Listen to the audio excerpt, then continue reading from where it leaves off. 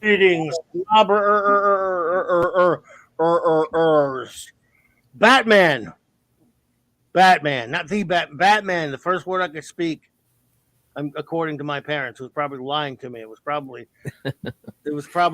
Superman, and they just liked Batman better. No, they didn't care. It's Batman. That's what it was. First word ever. And tonight we have the show with some obnoxious shit that put the word "the" in front of it. No, I'm loving when you see Batman. I'm just kidding. I love the I love the saying "the Batman." That makes him even more uh, Batty. batty, ish or something. It makes him something. I don't know. And no, we didn't expect anybody to show up on such an impromptu scheduled show tonight with the big boys playing on the other end on a Friday night. But what the hell? We'll get the thing recorded anyway. We'll get our really important takes on the new movie, The Batman, out there. First, I want to say thank you to my fantastic guests who are showing up here with me tonight. The great Marc D with a C, Chief Engineer Hey, Extraordinaire. thanks Thank for you for having being me. here, buddy. Looking forward to chatting about this movie tonight. Thank And you I for think we being have some here. disagreements on the panel, which always I makes it doubt more it. interesting. I doubt it. I doubt it. I don't believe you. J Man, the great J Man of the J Man panel, and the Sean Man of channel, the channel that he will probably name Sean Man after this. And Go for it. what's up, Sean? Good to see you, buddy. Thanks for being here. Good to see you guys. Thanks for having us on. And I would say the same to J Man, but I'm too jealous of his background. Of course, Sean's doing well with this too. He's got a couple of Treasury editions back there, but I have those. The Batman one with Ra's al Ghul, yeah, it's awesome. Yeah, that wraparound Neil Adams cover there. Oh, And of course, it's wonderful, yeah. Superman versus Spidey. Great stuff. Yeah. Yeah. Moonraker, you're doing great, but no one's as annoyingly amazing as J Man is. This is wall one of 1, 2, 3. He's as bad as Marc D with all that Yeah. damn stuff he's got there. Get a life, Uh, J-Man. I know. Yeah, who would I'm have walls trying. would have walls of action figures? I mean, Yeah, get a really? life, I mean, why, losers. why would you I do know. that? I mean, come on, Oh. just come on. Dorks. But we knew everyone would be out there doing other things on a Friday night, but we thought we would get one made, and whoever wanted to show up would. And we'll see the wonderful purple Valkyries. They're purple. I love you. Great to see you, my Great, dear. purple. Love you, love you. It's great to see you there. Let's see. Snorty Pupus Cuber is here. Your Muslim uncle. What's up, brother? Peace be upon you, Zakarot 315. Hey, Zakarot. Welcome, sir. Welcome. Drod Thunderot. That's awesome. Good to see That's you, a great buddy. name. That is a great name. That name is too good for me. But it's good enough for him, though. That's all that matters. Let's see here. I think that's all so far. Thank you all for being here tonight. We're here to talk about a new movie that just hit theaters. It's a little independent film, small one. You may not have heard of it. But it's Quentin Tarantino's. No. Oh, I got the director wrong. I'm sorry. It's the Batman, you say? Yeah. So what is it? The 11th, Matt Reeves. the 10th.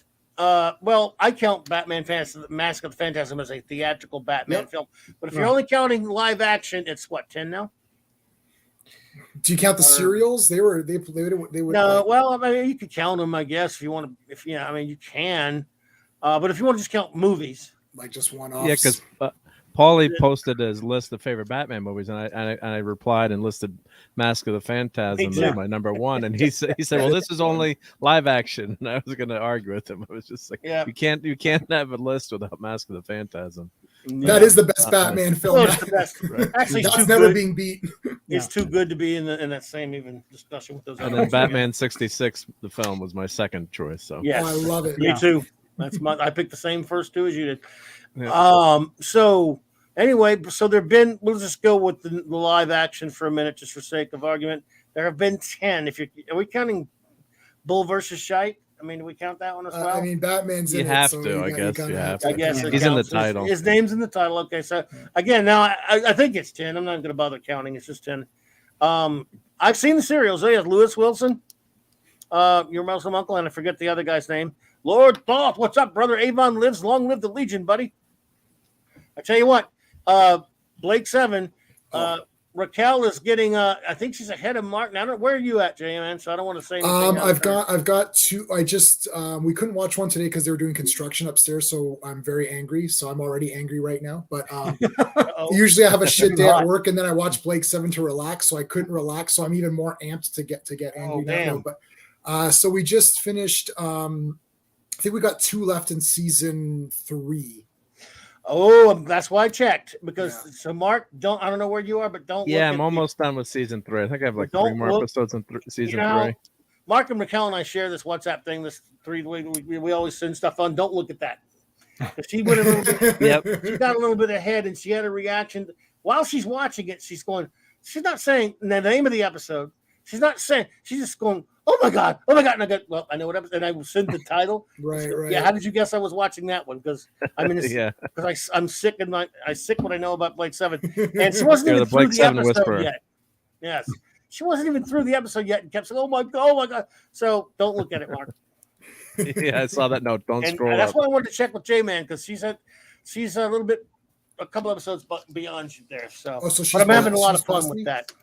Okay. Just Once the second season starts, I had to ask you, and then I made the mistake of looking because minor sport, I made say certain characters aren't there at the beginning of Right. that season, so I was like, the Don't third look at season. episode guides. Don't And I'm look like, at wait, anything. I already Then I saw have the to- ending. I spoiled it way early on. I spoiled it like 2 episodes Oh. into season 1. I don't think I've told you, J-Man. I don't think I've told you, dude. You know how I originally didn't watch. I watched the first episode, didn't watch it in the mid '80s, and didn't want to watch it again. Then a buddy of mine made me watch the last episode.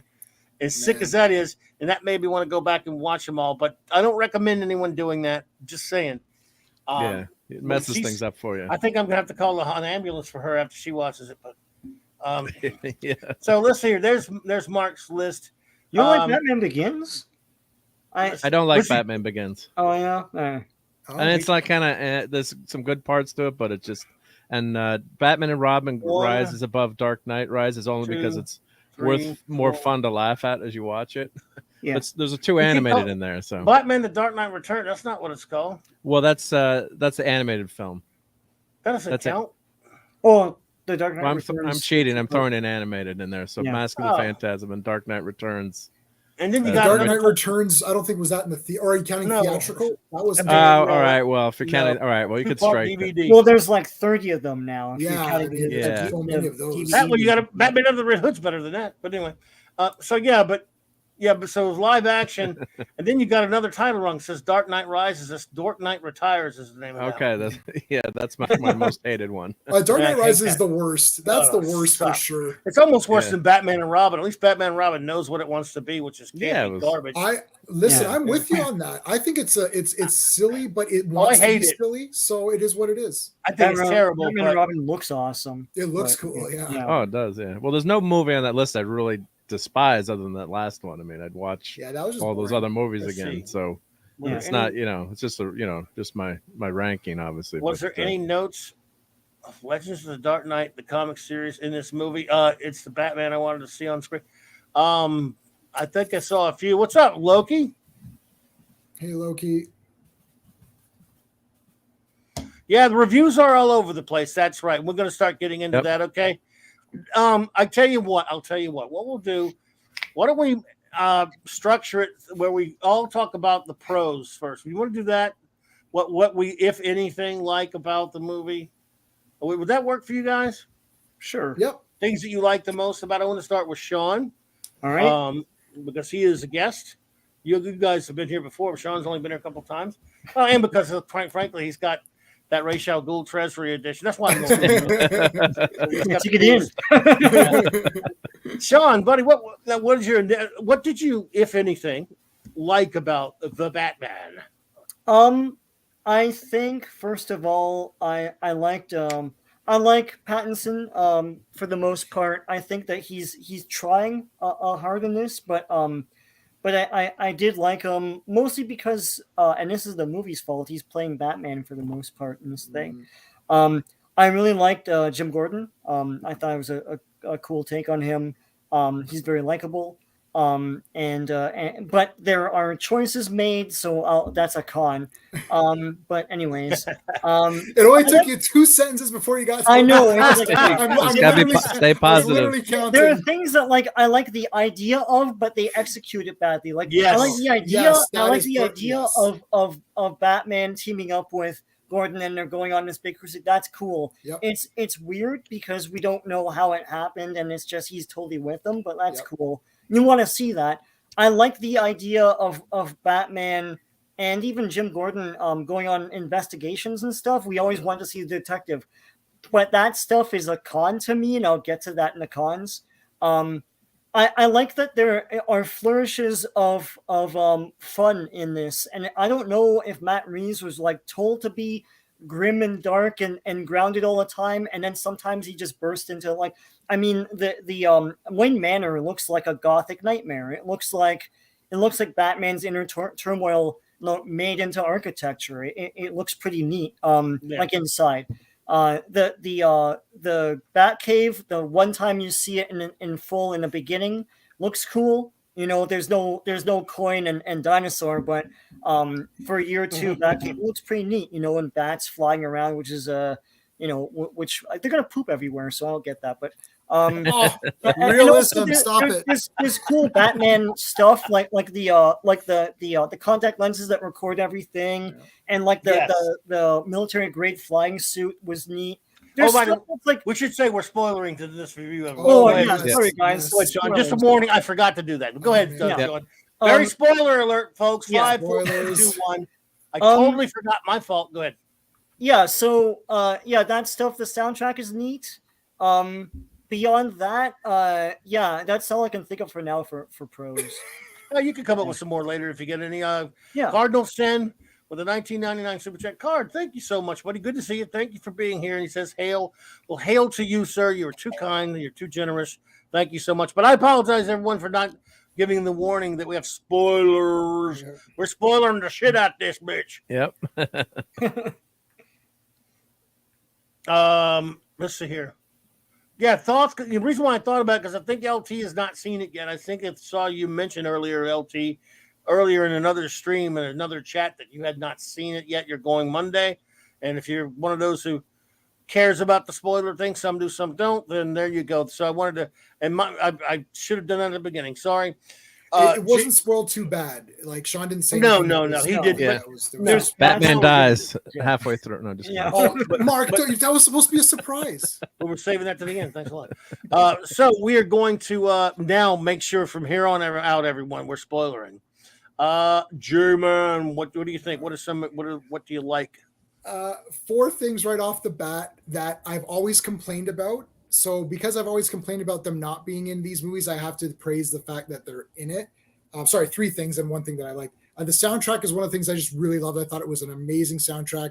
My favorite since Batman Returns. So I thought that was just so good. And really, without the soundtrack, this movie would have been a horrendous disaster because the soundtrack was really elevating stuff that I thought was like not that great, but it made it seem better because of the soundtrack. So my complaints are usually that there's never a detective story, Batman's not in it enough, and I keep seeing the origin. So we didn't see the origin of the Wayne's getting shot. Woohoo! It's like we got through that. Batman is in this, and like the Batman. A great percentage, like 70-something% or whatever. More. I would say like 90%, maybe 75. I don't know, man. You could be right. Yeah. There was 2 Bruce Wayne parts that I remember. Yeah. Maybe 3. That's it. Yeah. There were a few related in there, but yeah, go ahead. Yeah, I mean, ones where you'd call it a scene. Like if you just see Bruce Wayne do something really quick and then it gets to Batman, I don't count that. I'm talking about where there's a scene where Bruce Wayne is playing a Bruce Wayne, like exactly. Bruce Wayne, the memorial service and the big car came through. Yeah, right. Stuff. Right. Yeah, exactly. And that it was a detective story. So we never saw a proper detective story where there's evidence being gathered, investigation of a crime scene, Batman actually assisting the police, which is what was one of his functions, not just being a vigilante. Like I love 89, but Batman's running amok and does whatever he wants, basically, right? It's only at the end does the signal there. So that was a positive. Batman himself is cool. I didn't think the costume was going to look as good when I first saw it, but it kind of grew on me as the movie went on. I thought he looked okay. I think Pattinson was okay. It's hard to judge, as Sean said. I mean, he's Batman all the time, pretty much. So is it a performance? Sure. I mean, he's in the mask the whole time. It's not like other heroes where they're not in the mask and you're like, is that really the guy? Is that really the actor there? Is that really Tobey Maguire in that mask all the time? Like, I don't know. Whereas at least Pattinson is in the mask from what I could tell.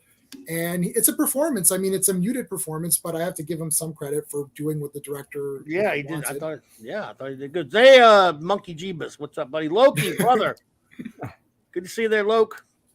Yeah, and no origin, because I'm tired of seeing the Waynes get shot. We've seen them shot 4,000 times. I got it. They got shot. Right?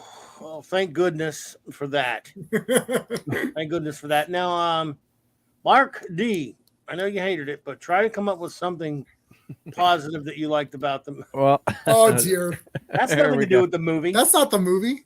This is so Batman and Robin. George Clooney approves. No. Oh yes. I really like this movie, so I guess we'll have to have a disagreement. I came in, I was expecting, sparkly Bat Boy, but I don't think we got that. He didn't sparkle once, by the way. That's a plus. No, I didn't sparkle once. Yep. Would have helped the lighting, but yeah.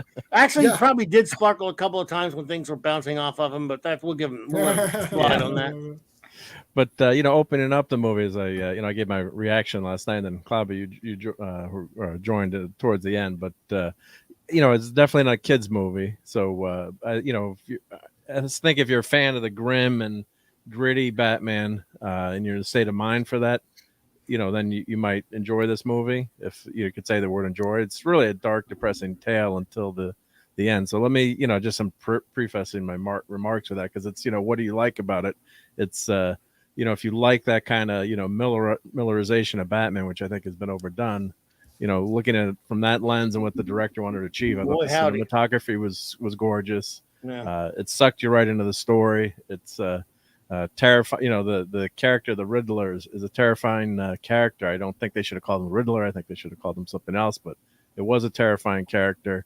And what I liked is Batman's not invincible in this one, when he's got, we're spoiling here. So that when he uses that flight suit, he has a crash landing, almost kills himself, and everything works right. He gets hurt. So I thought that was, semi-realistic. He's not, throwing, a million people around at once. He's not, some invincible superhuman. I thought the gadgets were cool, and the costume, like you said, J-Man, that I'm like, this costume's going to suck. And I think some of the set pictures, we don't see the proper lighting and the finished product, and the costume kind of grew on me. I did like that. Like, I wasn't going to like that neck piece, but then it actually kind of, it looked good. I thought, and you kind of, and all the arrows or whatever you had and the gauntlets and everything looked practical, but kind of rough. JT Kirk. Hey, JT. And I think the mask actually worked too. I was like, I'm not going to like this leather mask. I'm like, this is going to look, cheesy, but it actually ended up looking, maybe it's just the lighting or how he did it. I think Pattinson actually moved very well as the Batman. Like, he's got that presence, and he did impress me, because I went into him like, oh, this is gonna totally suck, and it's gonna be ridiculous, or it's gonna be silly. I like that plot of Batman being a detective. Now, you could look at some things and say, oh, certain things were, not fleshed out correctly and there's flaws, but he was more often than not actually on the case with Gordon as Batman, versus just random violence, or I don't think we got a ton of set action pieces relative to in terms of investigating. And a couple of times he pointed out things that he noticed. In the first crime scene, he notices things on the floor and different things that the cops have missed. And I'm like, finally, in a Batman movie, let's see Batman being a detective. So I liked all those things. And I thought the end was uplifting with that speech in the end. And that movie really hit home to me too, with the scene in the hospital with Alfred and, Batman, Bruce Wayne. He's pissed at Alfred, and, all right, we got to say I didn't like all the stuff about the Waynes. We're saying what we like now, but in terms of bringing that back, and, Batman is going through that, or Bruce Wayne, saying he's going to lose his family again, with avoiding that whole origin story again. But he's like, the thing that terrifies me the most is losing someone. I'm just thinking of my dad in the hospital bed, telling me, saying goodbye to him the last time when he's about to die, and I break down, and he says, why are you crying? Why are you getting so upset? And I'm like, Jesus Christ Almighty, why am I getting upset? So he's like, don't get upset. This is the way things are. Steve Mitchum, what's up, buddy? Hey, Steve. So I think that moment really, it was just personal for me, but I was just imagining myself in that position. That's what truly terrified Batman. Bruce Wayne was actually losing someone that close. I really felt that scene, and then you get that uplifting ending where he's saying he's got to become a symbol. He just can't be vengeance. He's actually got to be a symbol for hope. And that actually shocked me, as dark and depressing as this movie was the whole way, to have that final, basically that final coda or speech where he's saying, hey, I've got to be a symbol for something hopeful. And I was like, wow, we need some hopeful things right now with what's going on in the world. And, we don't want to talk politics, obviously, but hey, things aren't great out there. So that was a nice uplifting moment. And yeah, there's a lot of flaws, and I probably would agree with you guys on a whole on your points, I'm sure. But I enjoyed it. I was in the Dolby Cinema. I got my smaller bucket of popcorn, which is probably better because I got to lose weight. But I think AMC is shrinking the size of the popcorn. I was in that Dolby Cinema with the sound is like you mentioned, the soundtrack. It's about $20. Yeah. I won't tell you what I ate, but yeah. Oh my God, Sean ate so much, it's gross. 3 hours. Come on, right? come on. Hot dog and nacho combo. Confess. Oh, nice. Medium popcorn and a bag of Sour Patch Kids. Man, you look skinny. God bless you. Wow, man. Died. But good, man. You young guys can do that. Yeah, I can't do that anymore. Yeah, but the soundtrack was great, and then, the Dolby Cinema and IMAX. I mean, just the presentation and the graphics, and of course, Catwoman. Yeah, she's amazingly hot too. I can't leave that out. So she was better. Other than that one line that I didn't like, but I thought her character was interesting, and that line was kind of out of but anyway, but it was very Hollywood. She was good. Gordon was good. I thought everyone was good, and Colin Farrell, that artist who did the makeup effects on him, should win an award, because that was an amazing makeup job. So, but overall, I liked it, and you go see it and decide, and what you if we're gonna say, if you're not in a great mood, or you don't want some, it's a tough slog through this movie. It's not an uplifting Spider-Man, reunion, that we got with the last Spider-Man movie. So, but I give it a thumbs up. Yeah, look, man. This thing, it was better than I thought it would be. I guess that's saying something. Things I liked about it. My favorite thing about it is that it did what we always want these superhero movies to do that they never do, which was have the majority of it involving the guy running around in the costume, because that's what you want. Whether you like the costume or not, that's a different story. You want him, in other words, you want the superhero persona to prevail. You want it to be a superhero story, just like when these animated films, it's a no-brainer. When these DC animated films or whatever, they're always 90-some-odd% of the costume, almost 100% sometimes. So but never, ever is that the case with live action. And this one, I mean, I don't know if your percentage is right or not, J-Man. I didn't do anything scientific, but I would certainly say 80. Yeah. Maybe 80 is not too far unrealistic. Saying that's unbelievable. Maybe more than 80 percent Batman. Yeah. And yes, a young Batman. Yes, a bumbling Batman in a lot of ways at some parts. But a Batman nonetheless. And I thought he did an excellent job, because here's the thing about this when it comes to the characters of Batman, for me. When I see almost every actor who's played him in live action as Bruce Wayne, with the exception of, you can say, like Adam West, I see that guy, I can believe he's Bruce Wayne, even though we know he's Adam West. Yeah. When I see Michael Keaton, I just see Michael Keaton. I mean, he did a fine job. His performance was good. When he puts on the costume, you go, what the hell, he's Batman. And you watch the movie, you either like it or you don't. But it's fine. Even though it's a crazy casting, it's still a crazy casting. And Tim Burton, it's always going to be a flaky casting. It's always going to be. So when I see him as Michael Keaton, that's whom I'm seeing. I don't see Bruce Wayne. But when I see Christopher Reeve as Clark Kent, I'm seeing Clark Kent. I know he's Christopher Reeve, but I'm seeing a guy perfect for both sides of that coin, Superman and Clark Kent. When I see Michael Keaton, I got to have the costume to accept him as Batman. I don't see a guy that I go, yeah, that looks like a guy who spent his entire life training to be the physical peak of perfection and a big square-jawed, lantern-jawed hero type. No, I don't see that. Same deal with Val Kilmer, even. And I like Val Kilmer. I'm a big fan of Val Kilmer. Okay, I'm not a Clooney guy, so maybe I'm prejudiced there. Even with Christian Bale, go down the line, and I just see that actor. And then if they were good in the Batman, it's not.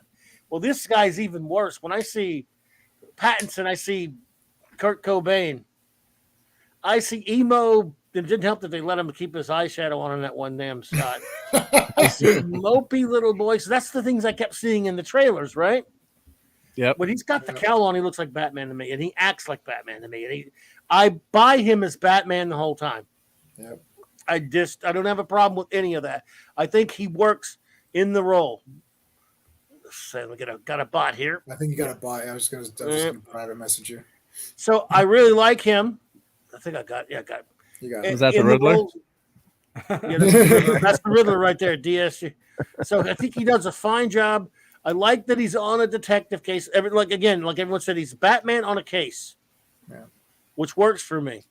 I like a lot of the look and feel of the thing. Although we know, look, let's face it, everyone, they're not going to make kid-friendly Batman ever. This movie's not fun. If you're going looking for a big fun romp, don't go.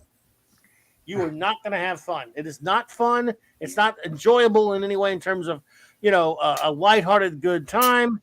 It is a Debbie Downer, this movie. And, it's too, I've always argued you could even make Batman too dark. And they've done it. That said, that's where we are with Batman live action. It's always going to be that way now. So at least make it compelling, make a good film. And for all those things, those are my my pros. Those are the things I walked out not really expecting to see. And I walked out or while I'm watching the film, I'm going, this is a pretty good approach.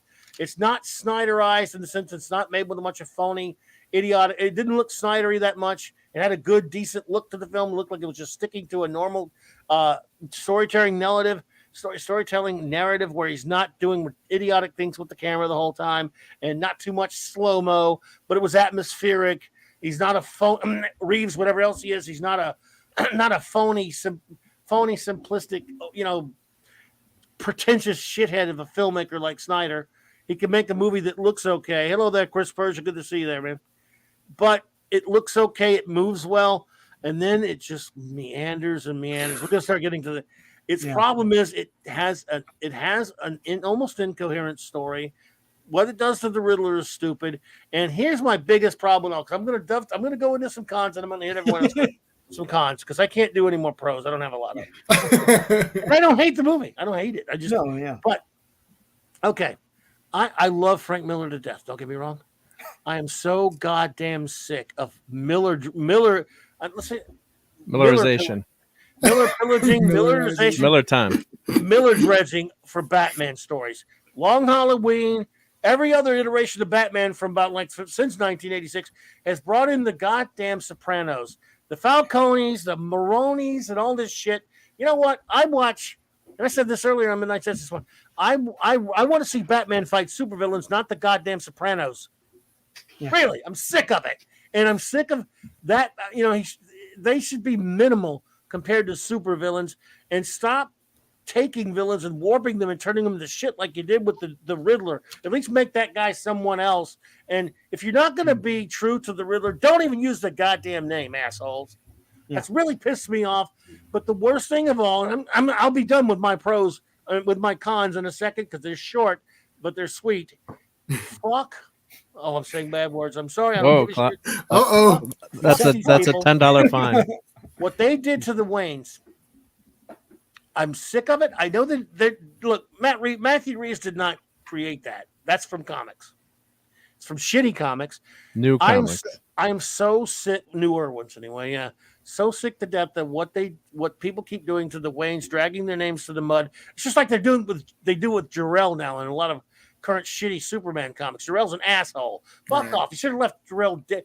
Look, Jor-El and Lara and Thomas and Martha should have one function in their character in Superman and Batman's origins, and that is to die. And two on Krypton and two in Crime Alley, and leave them the fuck alone. Trashing the Waynes, you jackass, Matthew Reeves, and all you assholes make me sick. I was kind of sort of okay with your movie till you started that shit.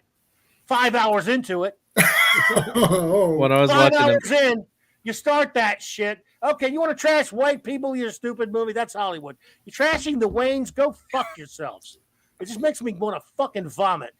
I hate it, and that made me from this is kind of okay to like I almost threw things at the screen like you were. And Mark, well, I was watching and I said, "Oh, if I knew you were watching around the same time as me." I said, "Oh shit! If I was in the movie theater with clapping, I'm wondering if he's throwing his popcorn or something at the screen right now." Steve wanted to walk out. That did piss me off too. Steve was with us. He's not. He wanted to walk out. Really? He stayed because we stayed. He's like, I would have been done. He was sitting beside me and he was fidgety the whole time. He was not happy. We got 90 minutes to go, boy. I was like, I should we're doing the time updates. Yeah, only 2 more hours to go. You can send him a link. I got my Batman watch on. I should have invited Steve. I'm sorry. I should have brought him on. I'd like to talk to him about that. He's literally so angry that I think he needs. It pissed him off worse than me.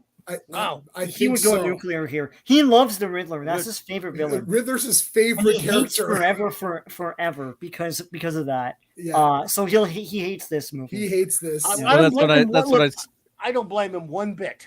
I don't even hate the whole movie, but I hate that shit. Yeah.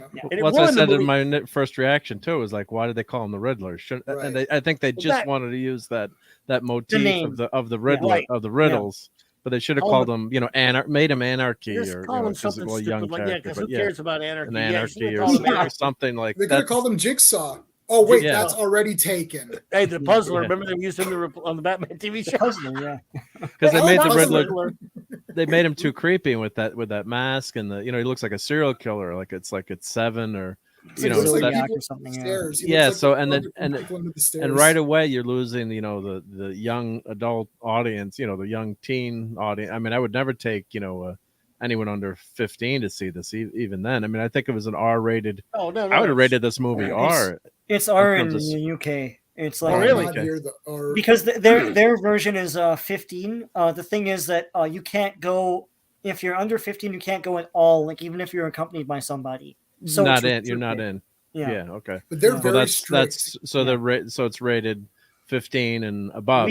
We tend to be a bit looser here. We're very loose in Canada. Yeah. Like you can have nudity and like full everything, and it's still like, go ahead, no worries. We're super loose in Canada. Yeah, I got you. Look, the Wayne shit took me out of the movie. Yeah. And then, if without that, let's say that was not in the film, but everything else you're saying based, even with the Riddler, hey, Steve has rhythm on it. I don't like them doing that either. Yeah. But they're always warping characters around. So I wouldn't have liked it. If they hadn't done that shit with the Waynes, I probably wouldn't have felt the runtime as much. But once we were over that hump, and we got past all of that bullshit with the Waynes. By the way, I was also quite frankly, all the Falcone and Maroni shit I find tedious. I'm sick of it. I rewatched the first two Nolan films the other day, and I noticed I'm like, why does anyone give a shit about? Look, Miller, I loved Year One too, but man, I'm sick of gangsters. I don't need gangsters in a Batman fucking story. I'm sick of them. Gangsters are navel lint compared to Batman. They're gum on a shoe, okay? Screw them. That's not what he's supposed to be dealing with. Miller, I love you, but you screwed everything up because idiots like Jeff Loeb and all these other fucking antheads started reusing his shit over and over again with from Year One. And then they do this to the Waynes. And at that point, I'm kind of ready to get out of there.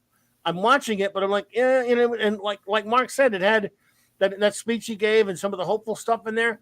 I'm still... At that point, I was well disposed to a lot of parts of your movie. You didn't have to do shit like that, like sullying the Waynes, trashing them. Everybody's bad and evil except for certain. Well, we know the controversy. I'm not going to go into any of the controversial things about who's bad and who's good because we're not going to do the politics here. But this is a movie that lost its way. This is a movie that, it had a lot of things going for it. It could have been pretty good. And I don't hate it. I mean, if I'm going to give it an honest rating based on quality. But that running time really, I think it becomes a slog because it has a bunch of intolerable crap in it. I like long movies. Well, I think with the director, I just want to say, I think sorry to interrupt. The director really wanted to be artistic and drag it out almost like an Ang Lee version of Batman. If you're just doing that just to be artistic, right? This is the most important film ever made, guys. This movie is so important. important. It's going to change lives. God, this is so save important. Wait, is it going to save lives like Eternals did? Oh gosh, no. Well, Eternals did, thankfully, thank God. But It did save no, but I lives. was watching that opening scene. It's they could have compressed that down, but that's the director's vision. So and I kind of I didn't mind the running time that much, and I think thankfully they dialed back the Wayne's that Alfred scene. Thank God they had that scene in the hospital. I thought that was the best scene in the movie for me. And then Not the enough. and then Not enough, though. and then the speech. No, because he's just that relationship between Alfred and Bruce. I love that, that relationship there. Yeah. I wasn't sold on it. You don't get Alfred's terrible in this movie to me, but go ahead. Yeah, but you could disagree on that, but that's fine. I just like that scene. That scene hit home for me, like I said. But plus it's your state of mind. But this is a tough slog. So I could see where the director was trying to make the movie, much longer. Like my buddy Brian I mentioned last night, he's got OCD, and we're best buds, and we went to see the Ang Lee Hulk movie, and during the movie he's hitting me on the arm. He's like, "Are we in the right movie theater? When's the Hulk gonna show up? What's going on?" And he's going crazy. So Brian is going. That movie's so Brian, do not terrible. Go see this movie if you're watching this. No, you don't want to unless see that. you're home. But I mean, like, sir, if you're in the mood for this, or if you like, some people love those grand artistic versions, or the cinematography is beautiful, but you could have condensed that way down. It's imitation, though. It's like there's a reason why those movies are like that in the 70s, because they were actually crafting something. They weren't fluffing things up to. I've got something like 5 points for cons. So hold on, Sean. I just want to just because we were on it, I want to talk because Clobby, when you're talking about the Wayne stuff, like that entire section can just be removed. Like there's not even a point to any of it. It's like the problem is that it's in there, and then it's like he watches this tape from the Riddler, and the Riddler assumed that Bruce Wayne survived the bombing because the bombing happened and it was supposed to kill Bruce Wayne, but somehow Riddler knew that it wouldn't kill Bruce Wayne. So how did he know? How did he know that it was that Alfred was injured and not Bruce? Because screenplay. Because screenplay, yeah. So I was wondering that when I was watching it too. But a lot of this is because it's screenplay. Yeah. So then the Riddler has this tape ready. He shows him this tape saying your father's a douchebag. Then to confirm the douchebaggery of Thomas Wayne, he goes to Falcone. He's like, Falcone, is my father a douchebag? Why, yes, he is. Bruce, didn't you know? Then he goes to Alfred, who Alfred has just survived a bombing. Right. And he's waking up. He's like, And then Bruce Wayne is like, Alfred, I'm so happy that you're alive and that you've taken care of me. And are you feeling okay? You're going to pull through. Oh, wait. No, sorry. He doesn't say any of that. He says, well, how come you lied to me about my father? I'm like, Alfred almost died protecting your ass. Yeah. Like, why would you be like, wow, I'm Alfred. I'm so sorry this happened to you. It's all my fault, Alfred. I should have been more careful. I should have been smarter. It's only year 2, but I should have been smarter. I should have known, No, he doesn't say any of that. He's just like, oh, you lied to me about my father. Actually, Bruce, I didn't. Your father's a good guy. He just made a mistake. Oh, okay. Yeah. Which he shouldn't have made. By the way, Dad Man. We're good now. Hey, Dad Man. I agree with you. As much as I like that scene, I did hate that line. So I would have taxed that. Yeah, because I was pissed at him too for like, Bruce, why the hell would you say it? And then the scene flipped for the better. But yeah, that line was a horrible line. Not enough for the better though. Your father consorted with a criminal to beat up a guy. But here's your biggest flaw there. Bruce, Thomas Wayne never ran for mayor. That's bullshit. That doesn't belong. Fuck you, whoever wrote that in the comic. Eat a dick and die in hell. Did I go too far? No, I don't care if I get demonetized. Maybe a little. Well, I don't give a shit. Maybe not die. The other part's okay, right? I meant dye your hair. That's what I meant. But no, screw them, man. Look, I hate Hush and all that kind of crap, and I hate all that kind of stuff about screwing with the Waynes. And he should have. He was a doctor. He didn't run for freaking mayor. That sounds like the stupid Joker movie. Well, he did run. Yeah, he was running for mayor in the Joker. Exactly. I can't remember. Is that where that comes from? Yeah. But then there was also another book comic book. They think they took it from too. More recent book. But it's they always got to mess with having the like you said, they can't leave that origin alone. Although thankfully they didn't show it, but they always want to have a twist or reveal. Like, look how clever I am as a writer. There's something horrible in your past that you never knew about. Like Martha Wayne. So what if she had psychological problems today? No one would give two shits. I mean, It's so you're stupid. running for office. They would say she had to go to the, she had to go get some help, and everyone would be like, "Oh, courageous that's now." Yeah. yeah." So I mean, that I didn't understand unless they were gonna, do like, Daredevil. She had a sordid history. Daredevil girlfriend. Yeah. On the stream. Yeah. She could have went on Geraldo and confessed, and then she would have been fine. Everyone would have been like, "Hey." Would have been up point. So that didn't make sense. That made no sense to me. I could see if Martha had done something, which you shouldn't have anyway. But if maybe she'd killed someone, drinking and driving or something ridiculous, so it shouldn't happen. Right. That's a But like something more scandalous, but she had psychological Zero. problems and had to go to a sanitarium. I mean, None of it needs to be there. She needs one thing from Martha Wayne to be dead in an alley. That's it. The Waynes are dead in Crime Alley, period. Was Bruce there that night? We don't know. When he got killed, was he in this version? I think we should infer that he was. I think it sounded like he was there. Well, he has to be there, right? Yeah, because that's the lore. So yeah, I think in the next movie. Well, I mean, who knows I think with these people?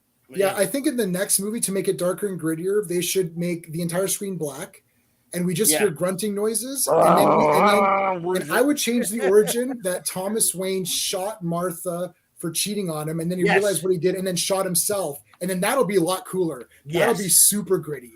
And then Bruce Wayne can find out where criminals are, and he can murder them because you don't want them to come back. And then he should have this technology where he can see and figure out who will become a murderer and then kill them as babies. He should kill them as babies so that they don't grow up to be murderers, and that'll be dark and I want you to write that script right now, buddy. Get that thing imagined. But the whole screen will be black. There, man. It'll all be black screen with that'll just save on lighting. We don't have to really pay any lighting. Right. That's or gritty. Cameras. The one camera, hey. Let's do it with our phone. With flashlights. There you go. Hire an actor, will we? Oh, Sean, these voice actors with the red thing at the. Sean, you've come up with something genius yet again. That is happening. I'm putting that in the script. Yeah. Look, so my things were yes. It doesn't have to be long. I think. Look, it's fluffed up with a lot of stuff that doesn't matter in the end. The ultimate thing, and listen, everyone, I'm going to spoil it. So at the end, Riddler wins. Right. But in winning, Batman shines because he's given an opportunity to lead people and inspire hope and all that stuff. Lead them to the light. All of this has nothing to do with this person killed this person who double-crossed this one and all that stuff. It's like none of the 3 hours leading up to this leads to any of that conclusion. It's like the worst essay ever made. So the investigation, every time I think of the investigation, it makes me angrier and angrier because it's really stupid. All it is it's Batman and Jim Gordon go into a crime scene, rip open a greeting card from Riddler left for Batman, eagerly look through it and try to figure out the clue to go to the next thing. They're basically being led on by Riddler. That's the investigation. Meanwhile, Riddler is issuing videos to the press. And so the 6 o'clock news is showing like Riddler videos. And I was laughing at that in the theater because I was like, it's graphic, horrifying videos that they're showing on the 6 o'clock news. Yeah, why would they show that rat video? I'm like that rat video where they would show like the first 5 seconds and then cut it. There's a woman show anything. So anyways, my problem with that is, look, there's no investigation because you would look at the video, right? And look at the background to see if you can identify where it is or what the daytime is. You can look through the sound to see if there's like any identifying traces of sound, like cars, a train, maybe it's beside a train track or something like that, overhead planes or something like that. And even looking at the costume, towards the end, they decipher that final video way too late.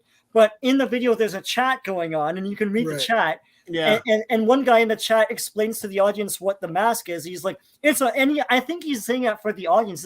It's a winter combat mask, and it's like you could get an army surplus.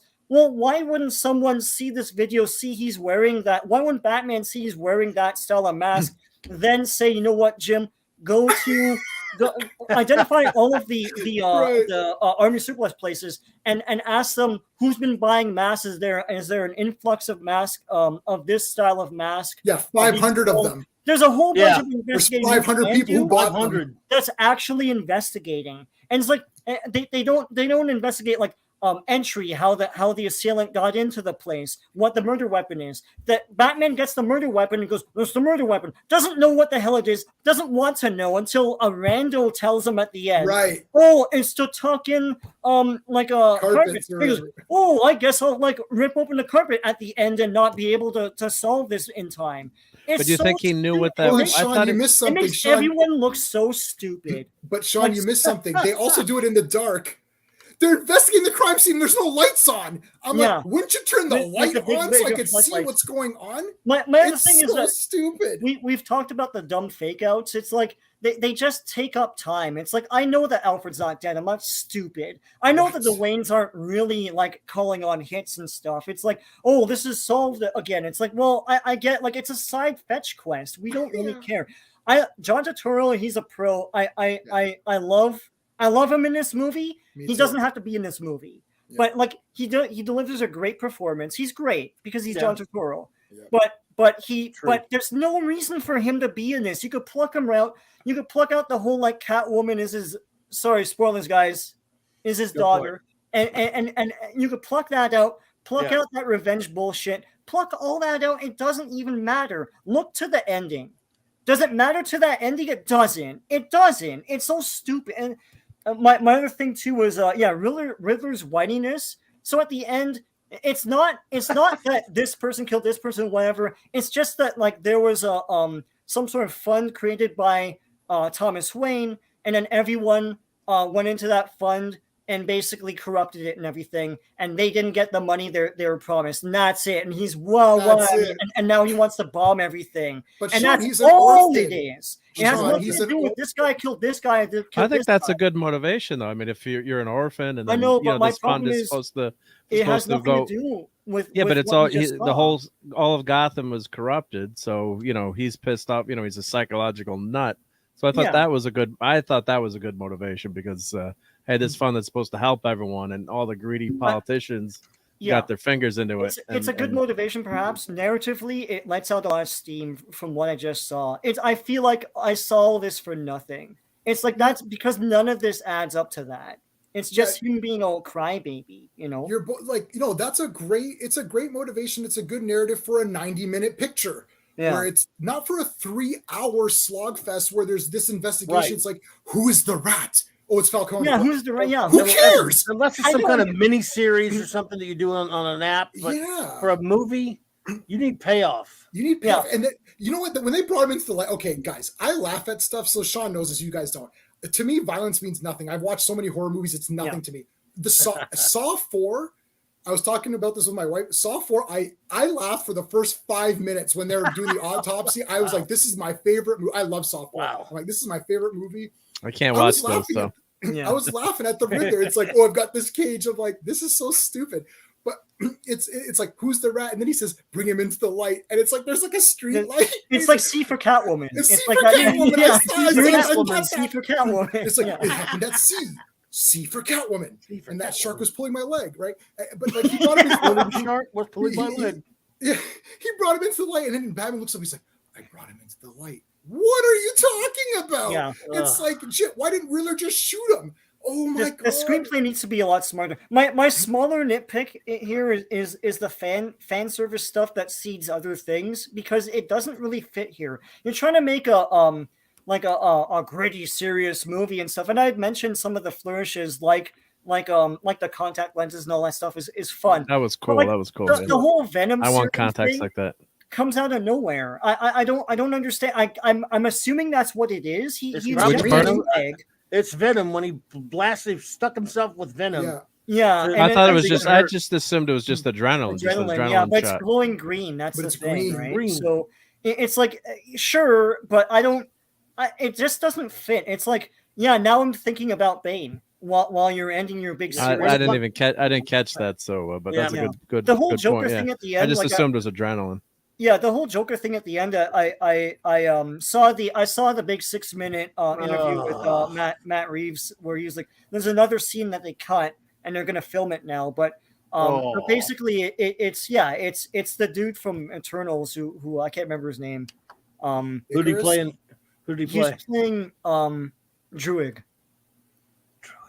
Oh, that guy! Oh my Yeah. goodness, really? So All so right. his idea for that is it's the man who laughs. Basically, he's born that way with a rictus grin, Why and not- he goes you know, crazy with that, right? So that's another thing, Sean. Why not just open up if you're going to use? How about the he's been Batman for a while. How about the Riddler's the Joker's just in prison, and that's what it was going to be, and he's established already. And we don't have to worry about a damn origin. That's what it was going to be. He was going to visit him, Sons of the Lamb style, and get advice from him to catch. That's better. And they changed it, and they cut it out. Now my question was, why did the Riddler even care who the Rat was? Why did he even have to know who the Rat was?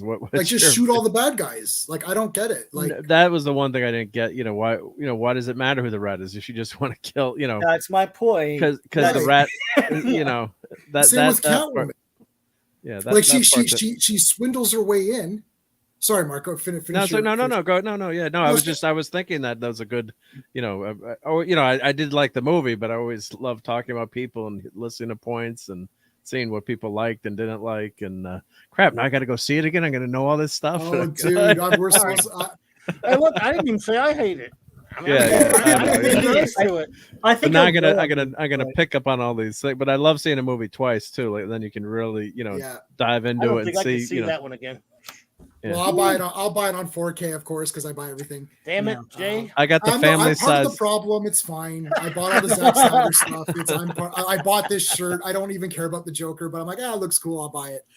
I'm weird. I'm gonna buy the toys. It's a thing. I got my family size peanut M&Ms to get me. Oh man, I love M&Ms. Oh my God. And Sean had sour candy, man. Oh, I love They're sour so good. candy. I should have offered you some, but COVID. No, I can't, man. No. Is that the reason? Is that the reason? You guys have to sit like 5 seats apart from each other and shit, or what? No, I said we sit next to each other, and I'm coughing on you next movie show. Just to piss you off. What did you get, Jay? Popcorn or what, man? I got large popcorn for sure. Drink, and I had M&Ms as well. I didn't know they had sour candies, which is why when Sean came back, I'm like, "What do you have in your hand?" He's like, "I've got sour candies right at the desk." Oh, do you like snow caps? I got some snow caps. I got some snow caps tonight too. Oh, nice. Do you guys have reclining seats in the theater at least, or we good do? Seats? Yeah. All right, yeah.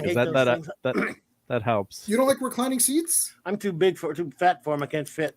I like the ones where I pull up the lever neck, pull up the seat. Yeah. Seat, the edge to the next seat, and I take up 5 seats. Well, not 5. I exaggerate, but to make a point. My buddy used to put his legs over top of the seat in front of him. Like, really? Like, is that what we're doing here? Yeah. That's when we were 20 and thought we were cool. I do like the recliners, but they got this goddamn button inside of the arm. The arm, and I hit it too much with my keys. Hey, my thing's moving for some reason.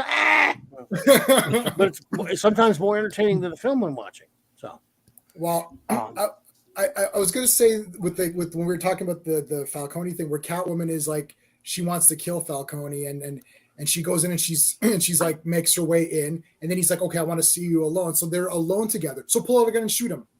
Instead, they're alone together. She's pretending and fake crying. Oh, I don't know where my friend is. Where's my friend? What have you done with her? Do you know where she is? I've never seen her again. Why are you going through all of this? Yeah. You wanted to get him alone. Just be like, Falcone, you killed my friend, you piece of shit, and now I'm going to end your life. Prepare to die.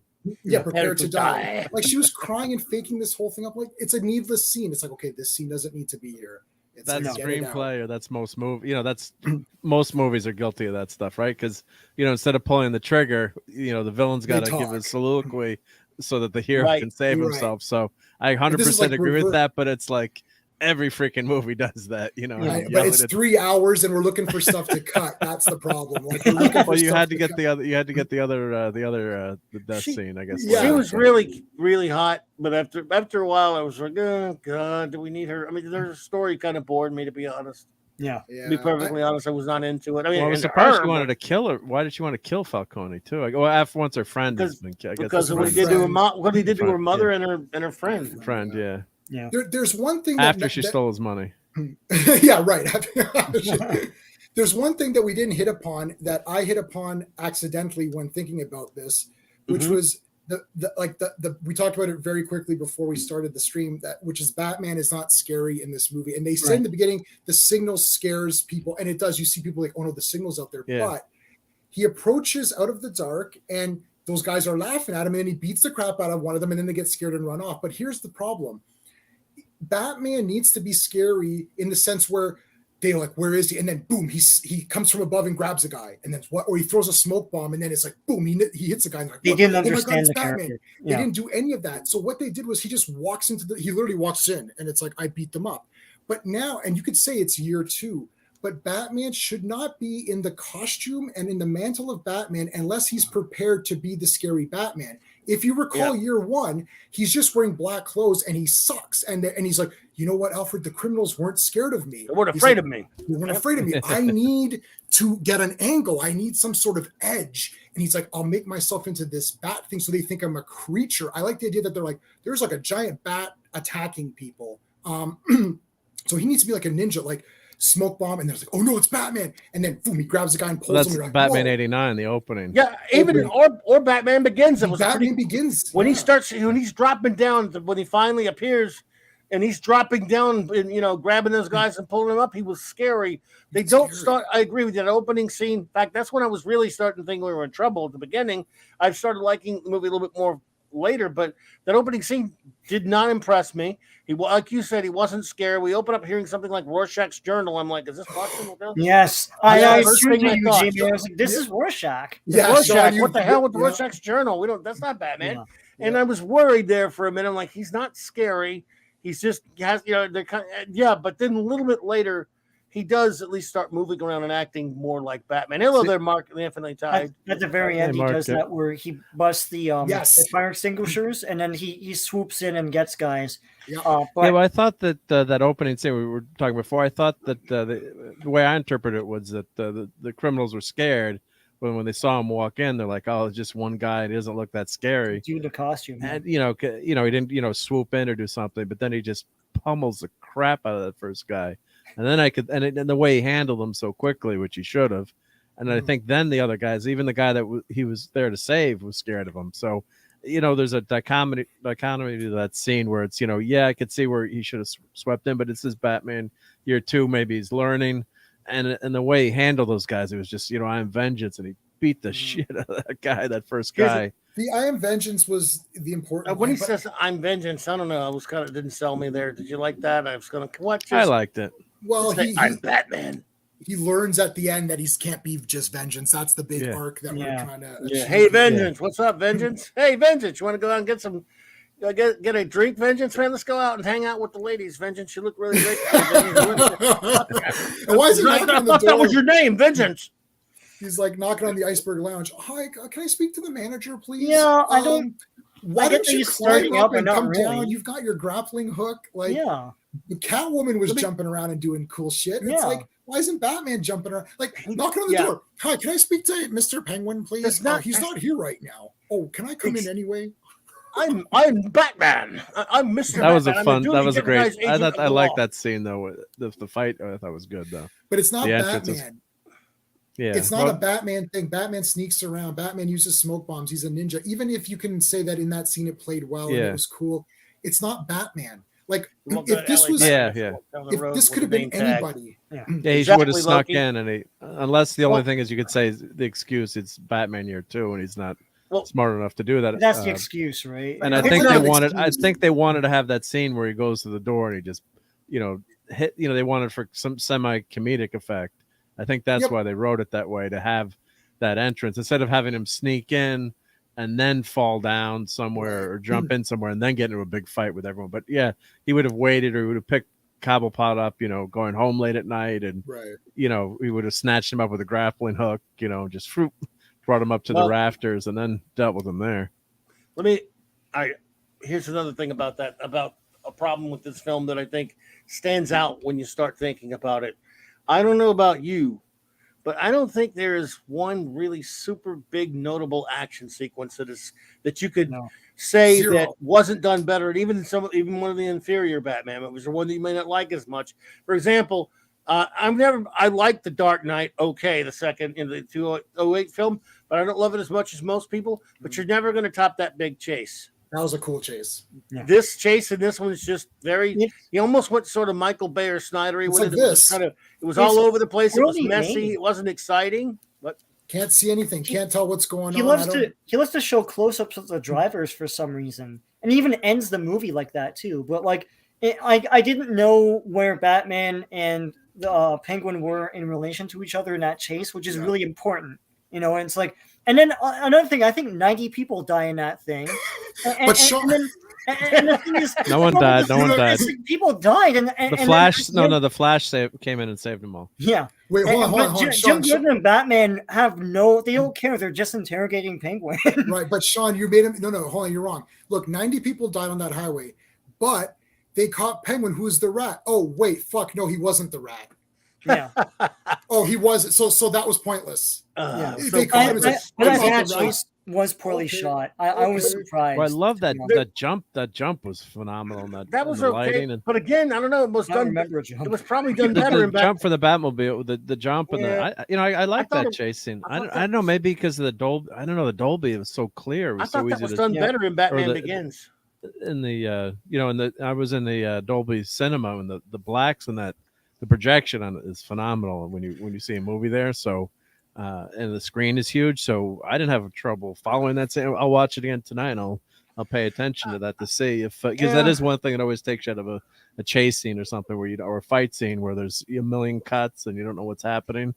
But I like that, and I love the rumble of the bat. Of course, again, it's in the theater I'm in, but the sound effects were just oh my god, the engine going, the whole theater, and I love the old fashioned muscle car, and that engine, that sound from the engine you can't beat, and the whole theater was just rumbling, and it's gratuitous, sound violence, but I love that entrance of the Batmobile. I didn't think I'd like it as much, but with the look, it doesn't really look like a Batmobile per se, but it was pretty cool, I thought, in the way it was used. But I'll pay attention to that tonight to see. Yeah, I thought it was refreshing too after the Nolan movies that like they didn't have to explain where everything came from for Batman. It's like he has a bat cave, he has a Batmobile, he has those cool contact lenses, he has that flying suit thing. He just has stuff because he's Batman and he's rich. Done.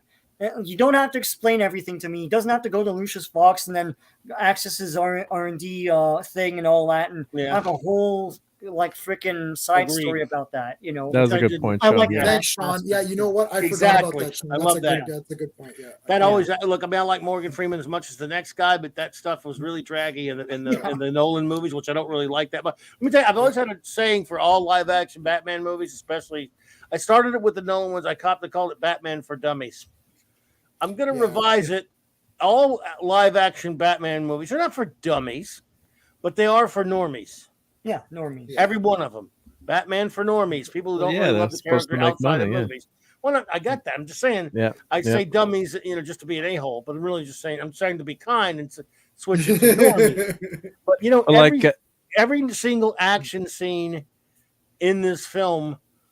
I mean, they have some okay ones, but there's not one that stands out at all. There's probably you could find one or two done better than any of the other movies. There's only two. There's a car chase and a fight at the end. I don't count him beating up a couple of thugs. There's two action scenes where and I'm talking about where you chapter to watch an action sequence. The chase with Penguin, and at the very end when he's beating up the 500 Riddlers or whatever. Yeah, it's like which was okay, but there's no action. So yet again, they've gone the reverse. Well, you've got the church scene or the funeral scene. Yeah, some action there. That's not a not Batman really. thing. It's not Batman. Where it comes and that's it. It's like there's not really much going on there. Like I mean, where I sit down, like man, let's watch this. You got to watch the fight. Batman doing a major whoop ass on some bad, and you never get that really. And I have a question, and this is a serious question to the panel, and you guys can.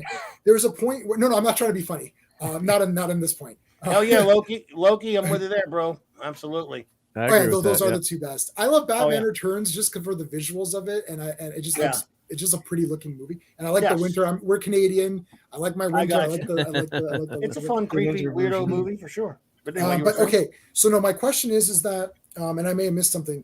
There's a point where Batman and the other cops start to get a little bit annoyed with Batman's interference, and they're kind of getting upset over that. And then Gordon says, "Look, man, they're kind of like pissed here. Why don't you just punch me, pretend to knock me out, and then escape or whatever?"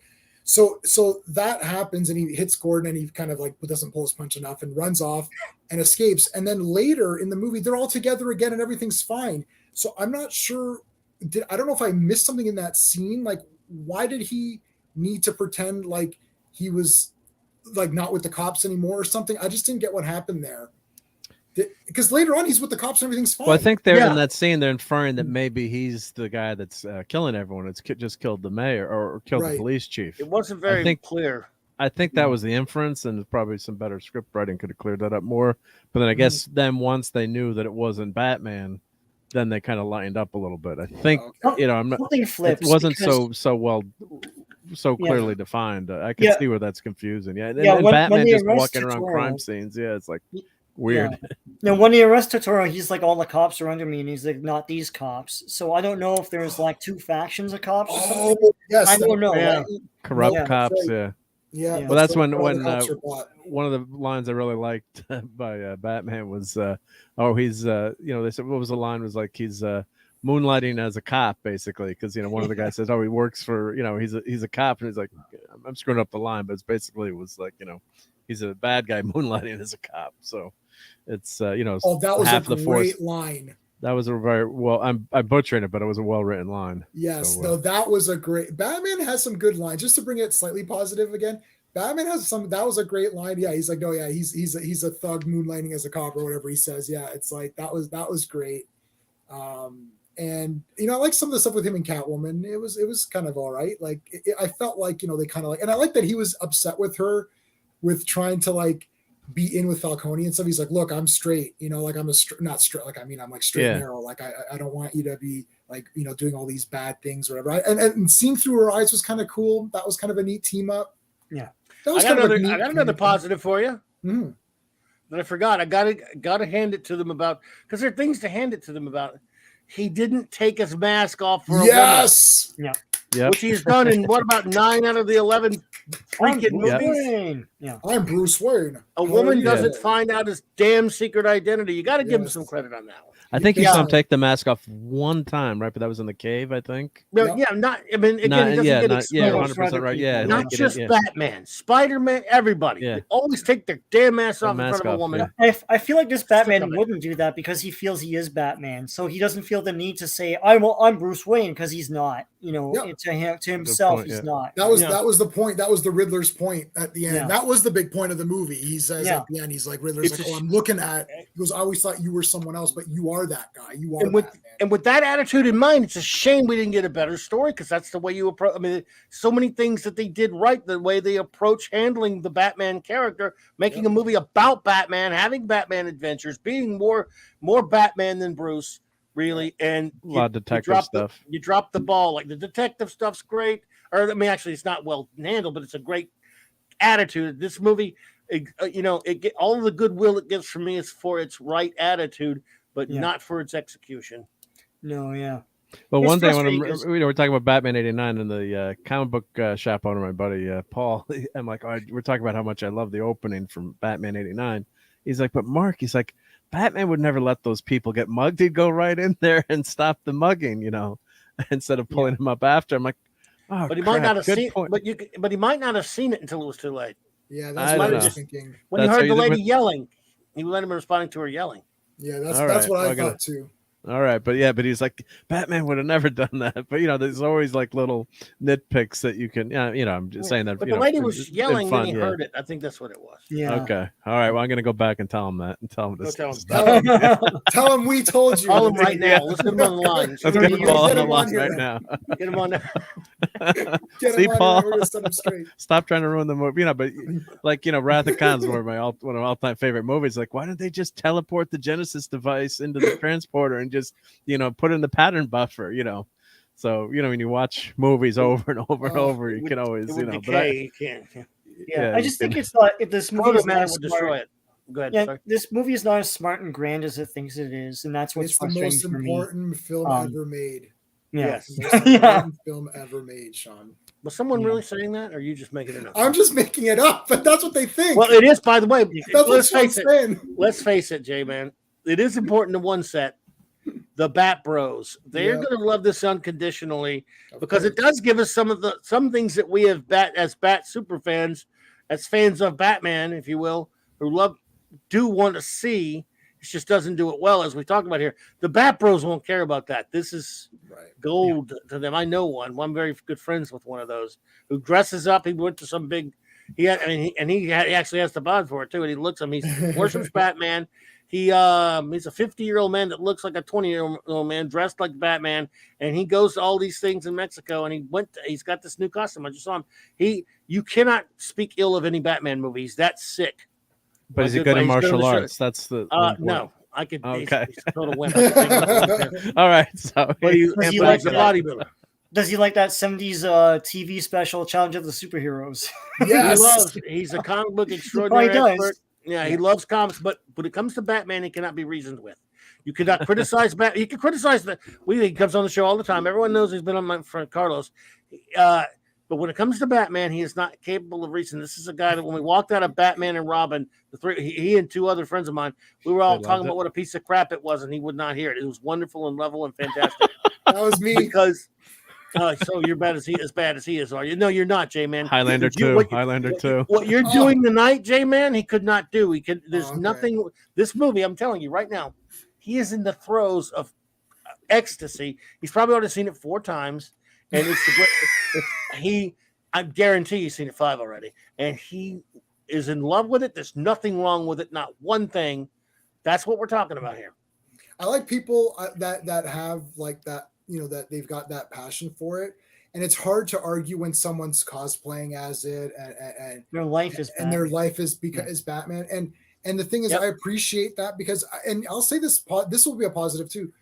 Anything that this movie brings to the Batman character, because I am about making these characters live on, and I know that this isn't the real kind of Batman that we want, and it's changed, and these characters have changed from what we've loved, and it's a bit disheartening. But you know what, Batman, the name is still around. People will discover, if they're true fans of Batman, like your friend is, they will discover the good Batman things, like Mask of the Phantasm or whatever. And if someone's watching this for the first time and saying, "Wow, this is really good.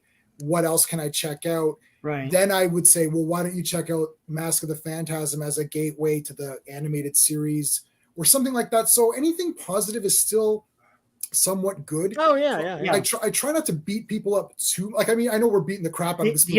The opposite of Superman, right? It's like a bad Superman movie comes out and it further diminishes the character, right, in people's eyes, in the public eye, right? Right, exactly, Sean. So yeah. No, and Sean and I've talked about Superman Returns and Man of Steel and that sort of stuff so much. Yeah. Yes. And Sean's been holding the torch to that because I was a Man of Steel pro for a long time. And I was like, what movie did you see? I know. Listen, I'm not infallible. We saw it together. I fail. Sometimes I have failed this city, as Green Arrow says, or sometimes I failed the city. And I failed on that one. But I did not fail on Star Wars or Transformers. No. Well, there was one Star Wars movie, but we will. That I failed on? Oh, no. I'm going to defend why I failed on that another time. Oh, for F stakes. I failed on it, but I'll defend my failure. You won't believe that story anyway. No, and we're not going to say. Oh my God, I was so livid after watching that film. Let's get back to Highlander 2. Feeding that. Anyway. Let's get back to Highlander 2. No, I'm defending J-Man on Highlander 2 because Jay admits he has not seen the theatrical. Yeah, so that's not Sean fair likes to him. Highlander 2 as well. He won't admit it because he's scared. And I like it not as much as you, J-Man. Oh no, whatever. You gotta watch the extended 3-hour did you watch version the of Highlander 2. theatrical?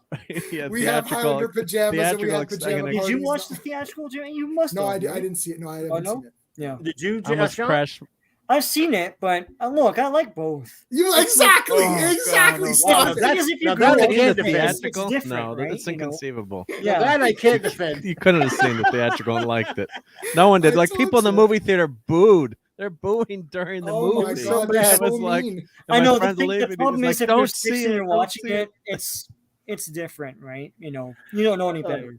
Right. So, I almost walked out of the theater, but I think I fell into a coma, so I'm not.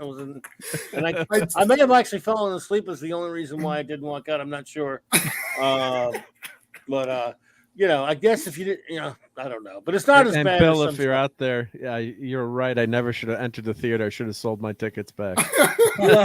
Yes, should have sold them to J-Man.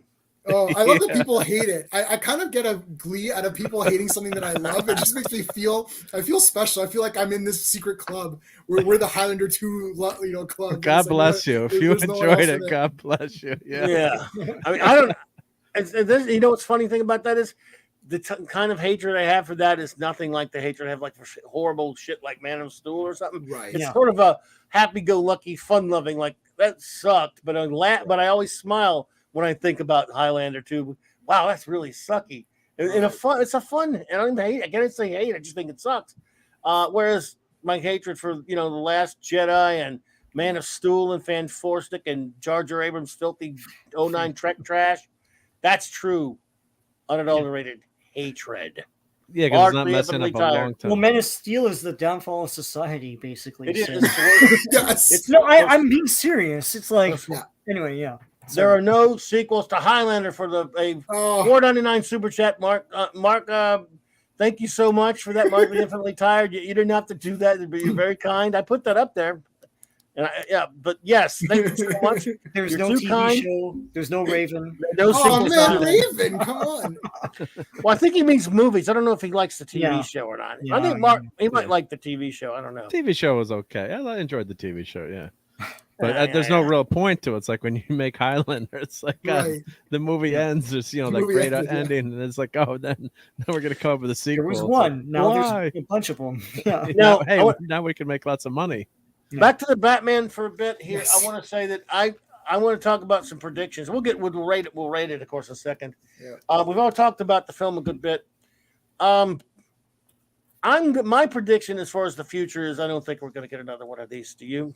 I mean, that 3-hour running time is a tough sell. I don't think it's gonna do that well. Anybody think we'll see more of this? Well, it's going to hurt the box office, even if making a 3-hour movie. God, that's a bold choice, right? So the director must have really made a pitch because you can't, go to the theater tonight. There can only be 2 showings instead of 3. Made it shorter and then just made a longer ass DVD like everyone else does. Yeah, so I was really surprised that I did like some of the stuff, and when I see it tonight, I'm gonna have a more critical eye, I guess, and try to pay attention to the points you guys raised, and some of them I caught that first time and agreed with. But it definitely is drawn out. It's even I noticed that in the first 5 minutes of the movie, I'm watching it. I'm like, God, this looks gorgeous. But especially like my kids can't spend 5 minutes off their cell phones. I was mentioning, Loki was mentioning it. The guy next to me was freaking on the cell phone the whole time. Texting. We had too. Yeah, it's like just if you're gonna do that, go sit in the way back or all right. The movie's boring you. It's like my friends were watching The Graduate, and she's like, there's too much dialogue in this movie. This movie is maybe not for everyone, or maybe you like it, don't like it, like the Batman. But if you're in the movie theater, just stay off your goddamn cell phone. Either way, even if it is Highlander 2, and the guy left 45 minutes early. So, but I think the runtime is definitely going to hurt the box office and draw. Like I asked my wife if she wanted to see it. She's like, that's 3 hours. And normally she'll go see all the Star Wars and Marvel movies with me, good chunk of them. But she's like, I don't want to sit through this. And as dark and depressing as it was, although I did like as I said, like that ending. Yeah, it's not I think that's time. She's like, I'm like, Maureen, don't bother. You can watch it at home, maybe with me. And, you split it up over 2 nights or something. Watch it as two episodes. But like the normie, I don't think this is going to, there's going to be 3 different versions of Batman in this, or there's no nostalgia factor to grab the normie, and I don't think the word of mouth is going to be like, come have a great time in the movie theater, watch this movie. Yeah. So that's the tough sell, I think. With our theater was not. It was full, but it wasn't packed. Like it was like there were a lot of people there, but it wasn't packed like Spider-Man, where every single seat was taken. Yeah. And there were a couple of times when people clapped. It wasn't the entire theater like it was Spider-Man. But it's Yeah, no, I think it'll do well because it's Batman, and I think word of mouth is pretty good right now. It's like it's a good movie, so people go watch it. But like, I think when I told people at work, like people like, "Oh, you saw it last night? How was it?" I said, it's 3 hours. They're like, 3 hours? Like that's Everyone's gonna that's what everyone's the gonna do. initial thing. Yeah, 3-hour tour. And you owe it to people to tell them that up front, because otherwise you go, hey man, you said it was good. It's fucking 3 hours, dude. Jesus Christ. yeah. I think the intent was always that this is going to be a one-off, so I'm surprised by things like the Venom serum and Joker and stuff turning up, seeding other stories in this. I don't know if those are studio notes or something. I don't know, but I thought the intent was always this is going to be like one film and it's done. Like he's the George Lazenby of Batman. It might be. I love that movie, but yeah, it is awesome. Yeah. Jay, you think it's going to make it? I mean, it's going to be more I don't know. of these? We have to see. I think Batman's just Batman is enough to get people in there, so it's going to do well. Can I say something that's not? This is not intended to be mean, but it might come across as Please mean. do. I think people will fool themselves into thinking that this is so great. Yeah, no, they already have. And it's gonna. They want to do it to justify to others that their passion is cool. Look.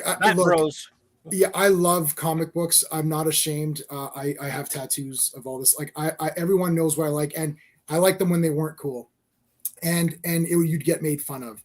Now there's this weird shift where people want it to be cool because it justifies that they're nerds now. Like I'm a nerd, but I'm okay to be a nerd now because now everyone likes Batman.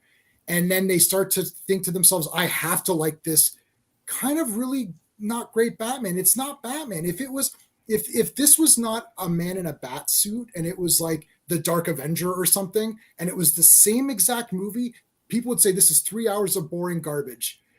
That is exact. I am 100% confident that that's what they say, but because it's Batman, they're like, oh, it's Batman. Yeah, it's so gritty and dark. It's like, that doesn't mean it's good. Stop saying gritty and dark as though it's compelling and good. It's not the same words. It's just being dark. I don't think it was a very beautiful movie either. I thought it was very dark. You couldn't tell what was going on for most of it. It's Batman and Jim Gordon standing and talking in dark rooms for almost 3 hours. That's my actual review of it.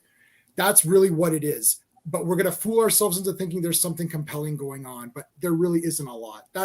Now, the fooling of ourselves is going to really make this go. I think there's going to be, for sure, they're going to do a sequel. People are going to be like, restore the whatever this is called, Matt Reeves verse, give him, hail Matt Reeves. And he's made the best film of ever. It's the most important film ever.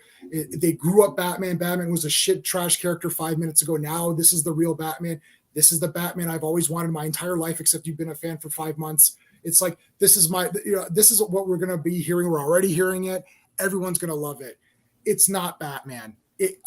As a movie, I've critiqued the movie. I'm going to buy it. I will watch it. It's got some good Batmanisms. We'll give our rating at the end, but it's going to do well. I think people are going to be you can't find the toys. They're already gone. The toys came out in Toys R Us. They had 100 Batmans. They sold out, or they sold out. Really? They're like instantaneously gone. Okay. Wow. Are they any good? They look any good or no? I had it in my hand. I go to Toys R Us. It's across the street from me, so I walk there. And I just walk across the street and I go to Toys R Us. So I'm there right when they open. Right? It's dangerous. Are they McFarlane? It's McFarlane, so they'll bring more out. So they'll be good and they'll bring more out. They'll bring more out. Yeah, I'm sorry. I'm not trying to, if people loved it out there, I'm not trying to be mean to you. Look, it's an okay movie. If you loved it, that's great. And if it brings positivity to your life and positivity to Batman's image, then I'm all for that. It doesn't destroy the character. But that's just the way I feel. I'm not trying to be mean. I promise. It's like, I know people really like this stuff, but I think it's a little bit of justifying your nerdiness to just say it's really good. It's like the new Star Trek, same thing. Oh, Star Trek's for losers, but not this one. So Star Trek's cool now. It's like, it was cool when it was for nerds. Yeah. I was never a loser. I always liked Star Trek. Oh, no, I was a loser. It was cool. Movies. Yeah. I happen to be a loser, and I know what I'm talking. And I'm a loser. Dadman Walking. Thank you, buddy, for the $4.99 super chat. You're too kind, my friend. He says, first, your discussion actually moves me to considering watching this movie, and I'm going to end up watching Highlander 2 thanks to Mark. Well, blame Mark then. Thank you. Blame Mark. Mr. Angel, good to see you, buddy. And hello there, Oliver Belamonte. Ooh. It is good to see you. Let's see what he asks. How do you compare Zoe Kravitz from Anne Hathaway, Halle Berry, Michelle Pfeiffer, Eartha Kitt, Julie Newmar, who played? Well, I mean, how do I compare? I think she was okay. I'm a Julie Newmar guy myself, although I love Lee Merriweather, and I like Michelle Pfeiffer a lot as well. Apollo Beast Minion, good to see you, my dear. Thank you for being here. But I don't know if I compare her really. I think she's good enough in the movie. I think she's kind of a hottie, of course, but she doesn't really be a Catwoman. Well, what was interesting, I thought, was right away they're showing off her physique, and all this pre-movie garbage where she's like, "I'm not going to be an overly sexual Catwoman." In the first movie, totally she's wearing that T-shirt where it's like, "Wowzers!" They're not leaving much to the imagination there. And the whole movie, she looks, sexy and gorgeous. Yeah, she's hot now. A gorgeous woman, and so yeah, I think she was good. I mean, I think probably the Batman 1966 series. It's tough to go Julie Newmar. And Eartha Kitt, and there's some great, Halle Berry, forget because that movie was so horrible. And Hathaway is gorgeous in that suit too. So, Mark, I think sorry, go on. Well, I was just gonna say that the one thing I really liked was that first fight scene between Batman and Catwoman.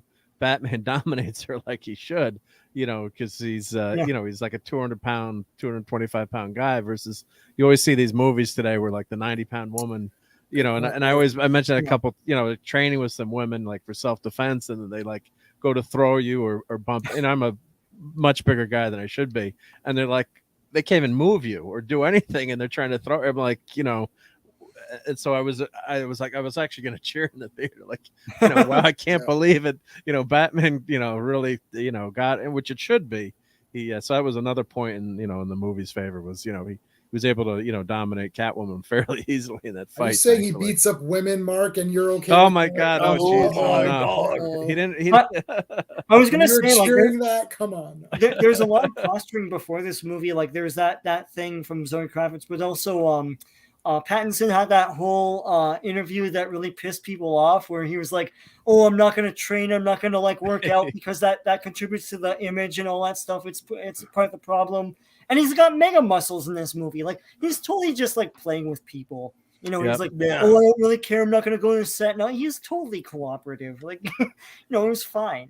Yeah, Loki thinks he was 185, 190. Yeah, I guess I could see that. Loki. He looks bigger in the suit. I agree. Yeah, he should have been a little bit bulkier. Bulked up a little more. But he did definitely work out a little bit. He wasn't Michael Keaton. So. Yeah, I mean, Michael Keaton never took his shirt off and any of that kind of stuff either. I mean, he didn't look like he worked out that much. I'm sure he did. I know he did, but no one cared. Yeah. Play the role. The costume's playing the role for you pretty much when you're in Batman anyway. But and the mask, I didn't like the mask that she was wearing too, with her through the nose. What did you guys think? I hated that nose mask. Like, just wear a regular face, whatever, the whatever. I guess I thought that looked silly across, the bottom of her nose. It's like what's going on there? Cap. It's like she went to Walmart and bought a ski mask. I'm like, really? Like, you couldn't go to Target then or something? But get a ski mask that goes below your chin. What's going on with that? All right. Okay, Dad, man, thanks for being here, brother. I really appreciate that. It's great to see you, man.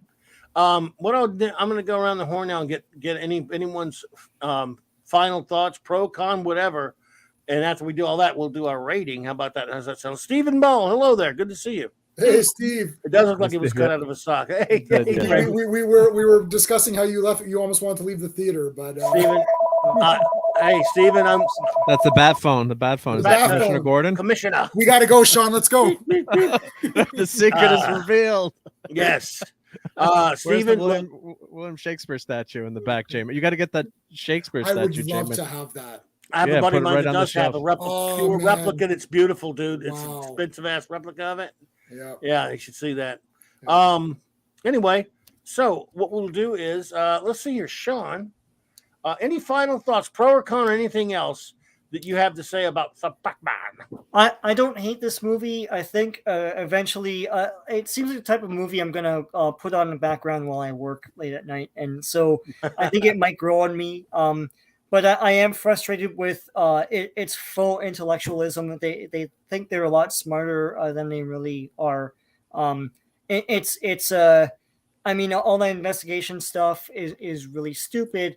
I think a lot of this movie suffers from them intending things in the script and not earning it. So it's like, you know, they need to follow Riddler's clues. But why would these characters do that? Why wouldn't they just investigate this as a murder scene, right? You know, and not play along into Riddler's hands, Or do etc., both. etc. You know, it's just I just think it's frustratingly inept in its execution, but I don't hate it. It's passable for me. I think Batman's legacy is intact with this film. I think it's still pretty cool. So yeah, I think it's. I'm gonna give it. You want to score, Ray? I'm gonna give it a. But not yet. Not Okay, yet. sorry. I'll get Not yet. that, and then All I'm gonna go around and get the score from everyone. So, Yep. okay. Well, Jay. Well, Sean made like a lot of awesome points, and I agree with a lot of what he said. And yeah, I mean, I'm not angry. So, and I know I just spent like, you know, we just spent an hour beating the crap out of this thing, and then I just said how everyone's an idiot for liking it. No, but the thing is that no matter what happens, I'm going to find something to love in a superhero movie. And when I know I'm going to give you my critique after when we're ready, but so that critique is a critique from a person watching a film and critiquing a film. But when I talk emotionally about things like with Highlander 2, for example, and why sometimes I like movies that aren't that good is because I usually go by the characters. So I always go by the heroes, the villains, and then the story. So, you know, I like Batman. I like Commissioner or whatever, Jim Gordon or whatever he is. I like those two. I think Catwoman was pretty cool. So I like the good guys, and I don't think Batman is made to look like a loser in this movie. I do, you know, I like Pattinson. I like Batman walking around. Even if he's in costume walking around, you've got me halfway there because it's Batman walking around being cool. Yep. He's got his car. The car's much better than it was the two action scenes that we got. I thought were good action scenes. There should have been more of them. Should have been, you know, if this movie was 2 hours, we'd be having a little bit of a different conversation. I would be a lot more positive because then I could be like, okay, this seems like there was something going on. 3 hours means you're either pretentious or you don't know what you're doing or both or whatever. Yeah. It's like, I don't see the 3 hours. You need to justify it to me if you're doing a 3 hour movie. And especially if it's a mystery, like Agatha Christie told me, like these mysteries, there was Agatha Christie, you know, 1 hour specials and you'd be like, the whole mystery is right there. So, but look, Batman isn't made to look like an idiot, or they don't tarnish the character. As Sean said, his character is intact. It's not like a Man of Steel where they just beat up Superman and he looks like an idiot. Yeah. So for me, the heroes were good. The villains were garbage. And the story was okay. So that's where I'm at. I'm still going to buy it. I will watch it again. It could be a grower. I have changed opinions on things. Mm-hmm. When I first saw Blade Runner, I thought it was awful. It was terrible. Then I read the book and then I rewatched the movie. I was like, wow, this is a genius movie. I don't like the replicant thing, but yeah. So I could change my mind. Wow, I could change my mind in this movie, but right now I'm like, it's okay. And we'll get to the ratings. Yep. I got you, Mark. Yeah, well, I think, as I said before, I think what surprised me was Pattinson as Batman, and it was a good surprise. 100% agree with J-Man said. And Sean, there's good things in this movie, bad things, and I'm gonna take some more notes tonight. I won't pull out a notepad, but just Matthew. mental note of, yeah. Hey, Matthew. Hey, take care, Matthew. Yep. But they didn't make Batman look like an idiot. Obviously he's going to get all the riddles, and I always feel like an idiot when I'm like hearing the riddles the first time, and I never get them. It's like, crap, why didn't I get those riddles? Right? Come on, it looks so easy, chum. But but yeah, gorgeous movie. They could have definitely truncated. I think the director maybe is being a little bit pretentious, but the shots are gorgeous. I mean, I can't say that cinematography is bad, But like when I see it tonight again, that opening scene, it's just so slow. It's I'm almost like, yeah, why is he? It looks good, but why are you shooting it? To take this long. So Batman's smart. There was not too much of the political junk in there, which was good. I mean, there's a couple. It was things. there, all right. It was there, but it lines. wasn't as bad as a Dark Turd Rises in terms of right. In terms of that. And I think Batman kind of. AKA Bruce Wayne was kind of the answer to that too. It's like, hey, well, look what I'm doing. I'm the most privileged person in Gotham, and I'm fighting crime every night, without saying. Right. And thank God he didn't take his mask off at that point. Yeah, that's what I was dreading. It was Bruce Wayne. Yeah, but I'm Bruce Wayne, and I'm part of the rich elite. The other word they shouldn't have used. So that part, thank God they didn't go for. And I just final thing I would say is, yeah, if, you got to prep yourself for this movie. So it's 3 hours, and it's not a really an uplifting movie, which I was shocked at. So, and the Millerization of Batman, as we said, as much as we love him, I'm getting sick of it too. But if I think they did it, I liked it. I'm not going to say I didn't like it, even though I agree with some of your points. I overall enjoyed it. And I think, but I would like to see them lighten it up a little bit. Hopefully, in the next movie, I'm assuming we're going to get another movie with Pattinson. I don't know what you guys think, but I'm assuming director will get another shot, or I guess we'll see. We haven't heard the box office yet, but like I'm looking at my movie theater tonight. The Dolby one I'm in is only 100 seats. That's sold out. But then the IMAX one, which is like 300 seats, it's only like 25% full. So when Spider-Man opened on a Friday night, it was packed like crazy. So there's really it's a 10:00 show, I guess, too. So this movie's 3 hours, so that's late. But it's really not. It's not sold out at the IMAX here, and there's a big it's a big metropolitan area around here, so it's about half full, which I'm shocked at. So we'll see how it does this first weekend, but I don't think it's going to be nearly as successful as Spider-Man. I guess my guess is like 650. It'll probably top out at, but we'll see. Huh. Max Redstone, thank you for that $2 super chat, buddy. You're too kind. Says I give no fucks. Here's $2. Have a good night. Thank you, Max. Man. Wow, that's how you do it, Max. That's no effing around. It's like that's it. Like I said, for all of my criticisms, and again, I went off the deep end, but I don't care. I really hate what they did to the Waynes. Most of all, I'm right there with our buddy Steve, Stephen Ball. I agree with him about the Riddler as well. I understand how you feel. What they did with the Waynes drove me insane. But those are the only things that I really hate. And for 3 hours, you think I would find a lot of the things to hate. And there's the thing, I find more things to like, which is why I'm not. I'm more well disposed towards the film. I love that we finally saw the attitude of let's have this thing be, for better or worse, all about the Batman character, not Bruce Wayne, where he is, again, for a gigantic percentage of the time, like what you were talking about, Jim, and we talked about earlier, he's Batman. He's running around as Batman. He's doing Batman-type things. He's doing detective-type things. It's kind of a buddy cop thing, but his buddy cop thing with Gordon's a little strange at some points, but it's still okay. But we're seeing a Batman story, for better or worse. It's Batman. The Bruce stuff is there in slivers, in pieces, and I don't like any of it, especially because it deals with trashing the Waynes. But it's got a good atmosphere to it if you like being Debbie Downer, because it is no fun. But that's okay. Batman doesn't need to be, that much fun all the time. It's just, aside from trashing the Waynes and the Riddler, ruining that character, totally just not getting him right. A lot of the characterization in it is pretty good, especially Batman. I think he does a marvelous job when he's in the Batman costume. I don't like his Kurt Cobain emo Bruce Wayne that much. Alfred is definitely short-sheeted big time. He is not. They did not deliver with Alfred. I'm a good actor, I guess, Andy Serkis, but you don't really get anything substantive with Alfred. So there's some character problems here and there. It's not a particularly intriguing story, to be quite honest with you. I think that hurts it. But for the most part, I'm fairly well disposed toward it because he doesn't take his mask off for a woman. That's rare in a Batman movie. He sticks to business. It doesn't have the greatest action scenes in the world either, but its heart's in the right place in terms of trying to be all business when it comes to giving us what we want, seeing more and more Batman. So could have been way better. Don't hate it. Just have some issues with it. And I may watch it again one day. I don't know. But I will say that the 3 hour runtime is not good for any movie like this.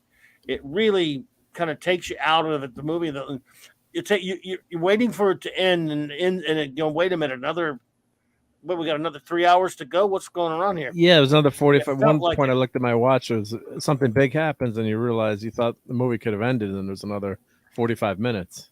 Yes, because I went in knowing about the runtime, so I looked at my clock a couple of times, and I'm like, wait a minute. Oh, shit. this is nowhere near over. Yeah. What? I mean, we got more. I don't know. I'm already aggravated with some stuff. So yeah, I just don't really think it's. I think it's. I've seen way worse.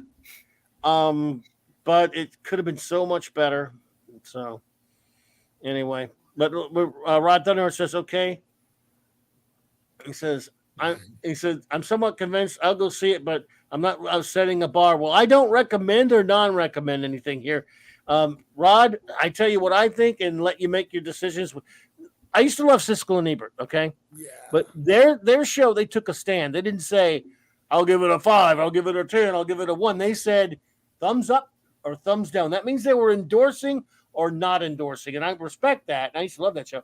I don't do that here personally because I ain't your pappy. I don't tell you what to go see. I tell you what I think. You're not paying for my ticket? If you're, well, yours, I might. If you're interested in it, I say go for yourself. If you're on the fence, listen to what a bunch of people say, then make up your mind that way. That's interesting. I've done that before myself.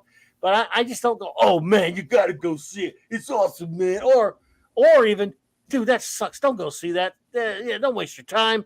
I don't do that either. Just me, because it just gets you nowhere.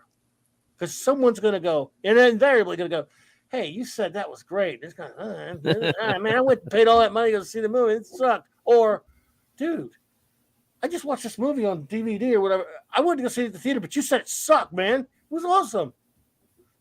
Don't go there anymore. I ain't Siskel and Ebert. So, Rod, look, dude, we'll give our ratings here that you can determine from that fully if you want. But we do appreciate those words, Rod. Sean, what is your rating of The Batman? I'd already rated this last night on a quick video I did. I gave it a 5 back then. I'm down to a 4.5 right now. Because and I'm using J-Man's space technique. It's that pacing really kills it. And all the rest of the categories are story, art, character, enjoyment are all ones for me. So this is a 4.5 for me. It's middle of the road, okay, right now. So yeah. Loki. This I thought this too. Loki.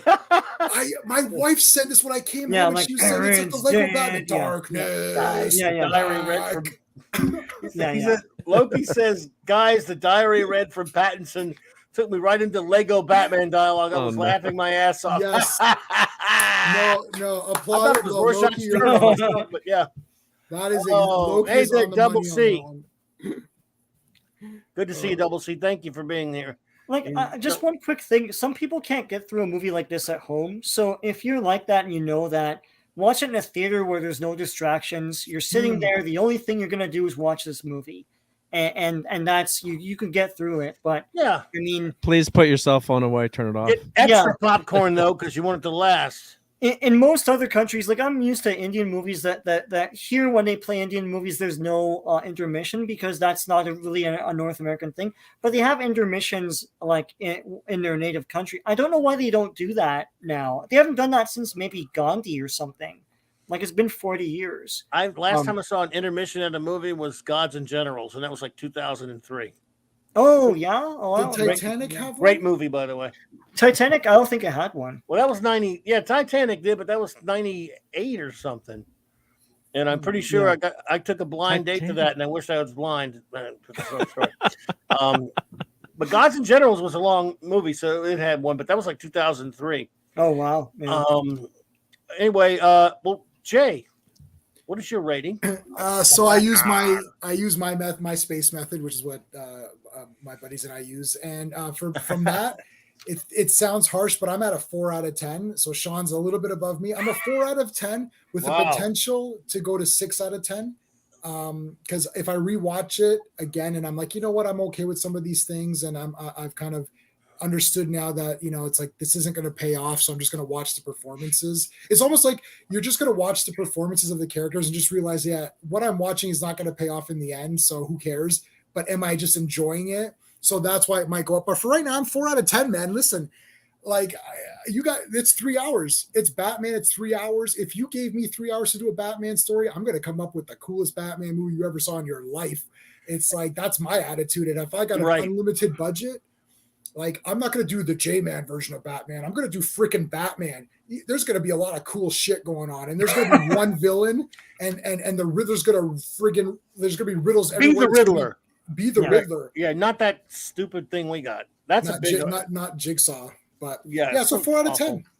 4 out of 10. Yeah. Wow, there you go. Markster, what's up, bro? What you got? All right. Well, I'm going to buck the trend. I'm going to give it 8 out of 10 Clooney Batmans.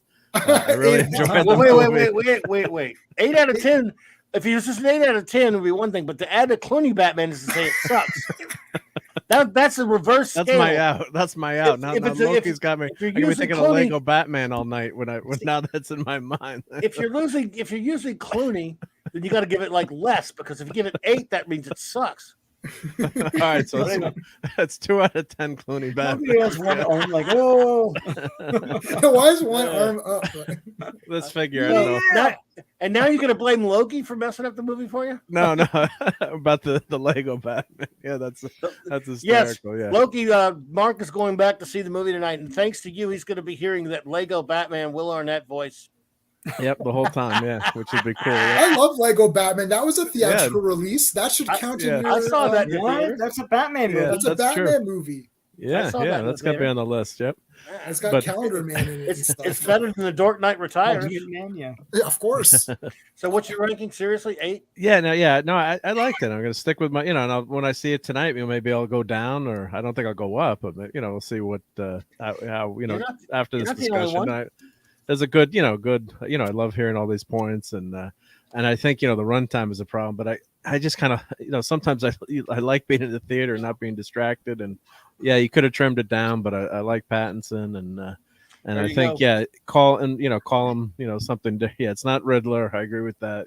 Just call him something else, and we'll see what I think of it on the second turnaround. But I think maybe seeing in this brand new Dolby Cinema, not making an excuse for that, but I think the technology there is so fantastic with the the projection. I'm a cinema geek, so the blacks are just phenomenal on this movie. So I think maybe you do lose a lot too, and this movie was so dark, but I think the projection and the sound, in a top-notch theater, probably does make a difference. But that's why you should avoid trying to do movies like this. But I don't think this is going to be as massive as a hit. I think the word of mouth will die down eventually. But if you like, and I agree 100%, Clobby, if you like that militarization of Batman, I think those fans of that type of Batman are gonna really love this movie, and we'll see what. Dear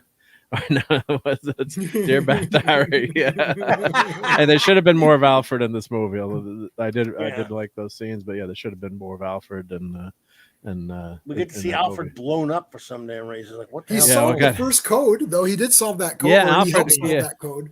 Yeah, so Alfred always is like an SAS person, all right? Just like everyone in the States is a Navy SEAL. Of course, they didn't say anything, but we'll see. And the Batmobile was cool. I thought a lot of I'm a big motorcycle fan, so a lot of cool motorcycles. Although I don't recommend riding a motorcycle with a cape. God bless those stuntmen. How they must have some safety system, or it's a digital cape. I don't know, because that's freaking dangerous. I'd say digital. Digital, yeah. But that's there's some really cool. There's some cool scenes in it, but not as much action. But it is a grim and gritty Batman, and for better or worse, like CLOBBERIN Times has said, that's what we seem to be getting. But it was a much better, it's a low bar, but. Ben Affleck, I thought, was good, potentially as Batman. The costume was kind of cool, and I think what did we get, one good fight scene with Ben Affleck really in all the movies, maybe when Alfred drops him off in that warehouse, and drops him off. From the back, basically, right? Yeah. So, so enjoy your flight, sir. Anyway, enjoy your flight. Yeah. So we'll see how it is tonight. And I got my candy and popcorn to survive. So maybe I'll bring a turkey sandwich instead of ham to the movie theater. Yeah. Dear Bat Diary, it's almost it's October 31st, and Alfred brought me a turkey sandwich instead of ham. He may be a villain. I'll keep my eyes open. Love you, Bat Diary. Well, my rating is basically, I was toying with going with I was almost trying to be charitable. It was around the 6. I thought that would be fairly nice, but I'm going to go with the 5. I'm dinging it for the shit with the Waynes, and I'm dinging it for a lot of things where after you think about the movie for a long time, it doesn't really have that much of a compelling story. He made a lot of bad decisions with the stories, and quite frankly, I want to see I want to see villains. I don't want to see gangsters. I'm sick of it. I know I'm the only one that's hung up on that, but I can't stand that crap after a while. It really gets on my nerves. But it's as high as it's getting is because I do like the idea that he wanted to make a movie that is mostly Batman, that he doesn't run around, I mean, how many of all the other times have we seen, if you added up Bruce Wayne scenes to Batman scenes, they would always outnumber the Batman scenes. That's a good way to be. Keep that strategy. Keep going in that direction. Make better stories, though. The detective stuff I like. It just doesn't make a lot of sense. It's not particularly well done here. There's really no gigantic action piece in here that stands out that I'm going to remember and go, that's one of the best ones they've done yet. No, there are plenty of better ones. So I think it's an okay movie. I think a lot of people will probably like it a lot better than me because they won't have my hangups. The 3-hour runtime kills this thing almost as bad as the garbage with what they did to the Waynes. For me, it's the Waynes. I would have sat there for 4 hours if they didn't ruin the Riddler and didn't do what they did to the Waynes. It sucks. Screw them for that. But it's just too many obstacles to the film. Believe me, after seeing everything I saw going on, and by the way, I like Pattinson. I think he did a good job. After everything I saw coming in on this movie, this is higher than I expected to rate it. Yeah, because I went in going, Sparkle Bad Boy. This looks like it's going to be the worst piece of crap, and I don't think it's that bad. I just don't think it's good. Yeah, I can't say it's particularly good, but I've seen way worse. So, Rod Thunderheart, thank you for that $5 super chat, sir. It says, okay, I believe I will believe. I believe I will believe. I'll go see it, but I'm still. This sounds good, but I do have some questions. Well, hey, look, let us know what you think about it if you do see it, Rob. Rod, I'd appreciate knowing what you say about it. And let's see here. Loki says, if not for comedic value, I would give it a 5, but it made me laugh multiple times. So it's a cringe. It's so cringe. It's funny. It got a 6.5. Oh, there you go. It had, and again, it had Hush baggage. It had other bits of different baggage from other places. Oh, Mark, that pitch you shared with us yesterday.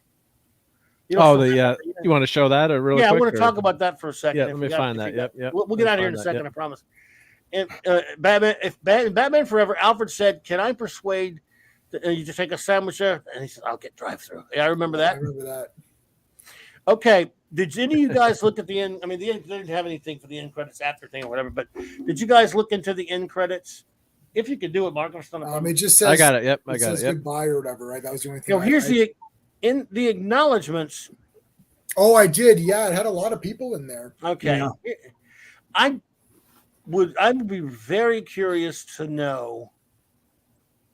Say this a second. What they mean by some of these. Again, I'm tickled, that they did this for a lot of people, in lieu of money, because they certainly didn't pay any of these guys. Right. They gave a mention. Okay, Neil Adams again. Ooh, what's happening? I was trying to blow it up. Oh, no, you were doing good, Mark. That was good. That was really good. What you maybe if I go in and I'll zoom over here. Yep. Yeah, that's perfect. Yeah. Okay, figured. Oh, okay. Well, all right. Neil Adams, of course. I mean, yeah, he and Denny O'Neil revolutionized bringing Batman back to his darker form from the after the Batman Adam West series of the 60s. I'm not sure what this movie has to do with him, but okay. That's great. I mean, Ed Brubaker, I know he did some of that Gotham crap and comic, some kind of crap in the aughts.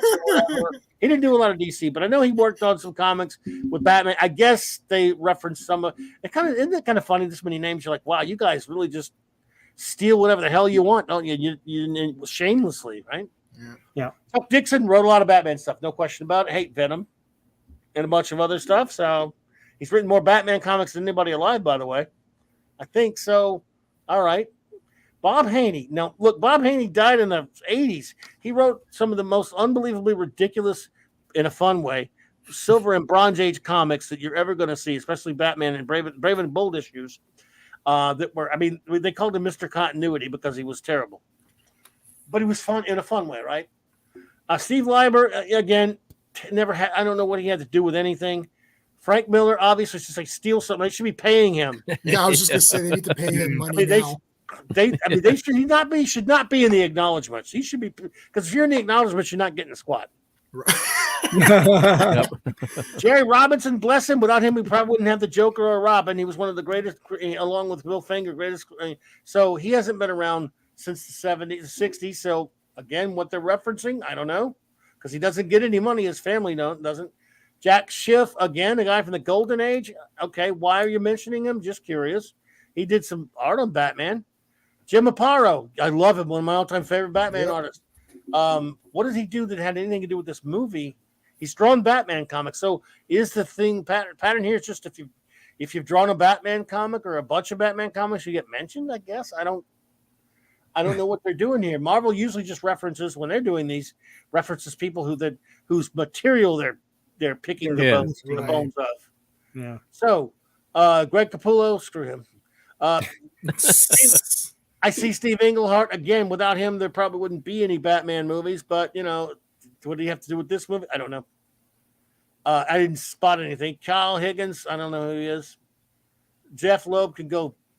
I'm not going to say it, but obviously they swipe a lot from him. Obviously, so Graham Nolan as well. They swipe a lot from him.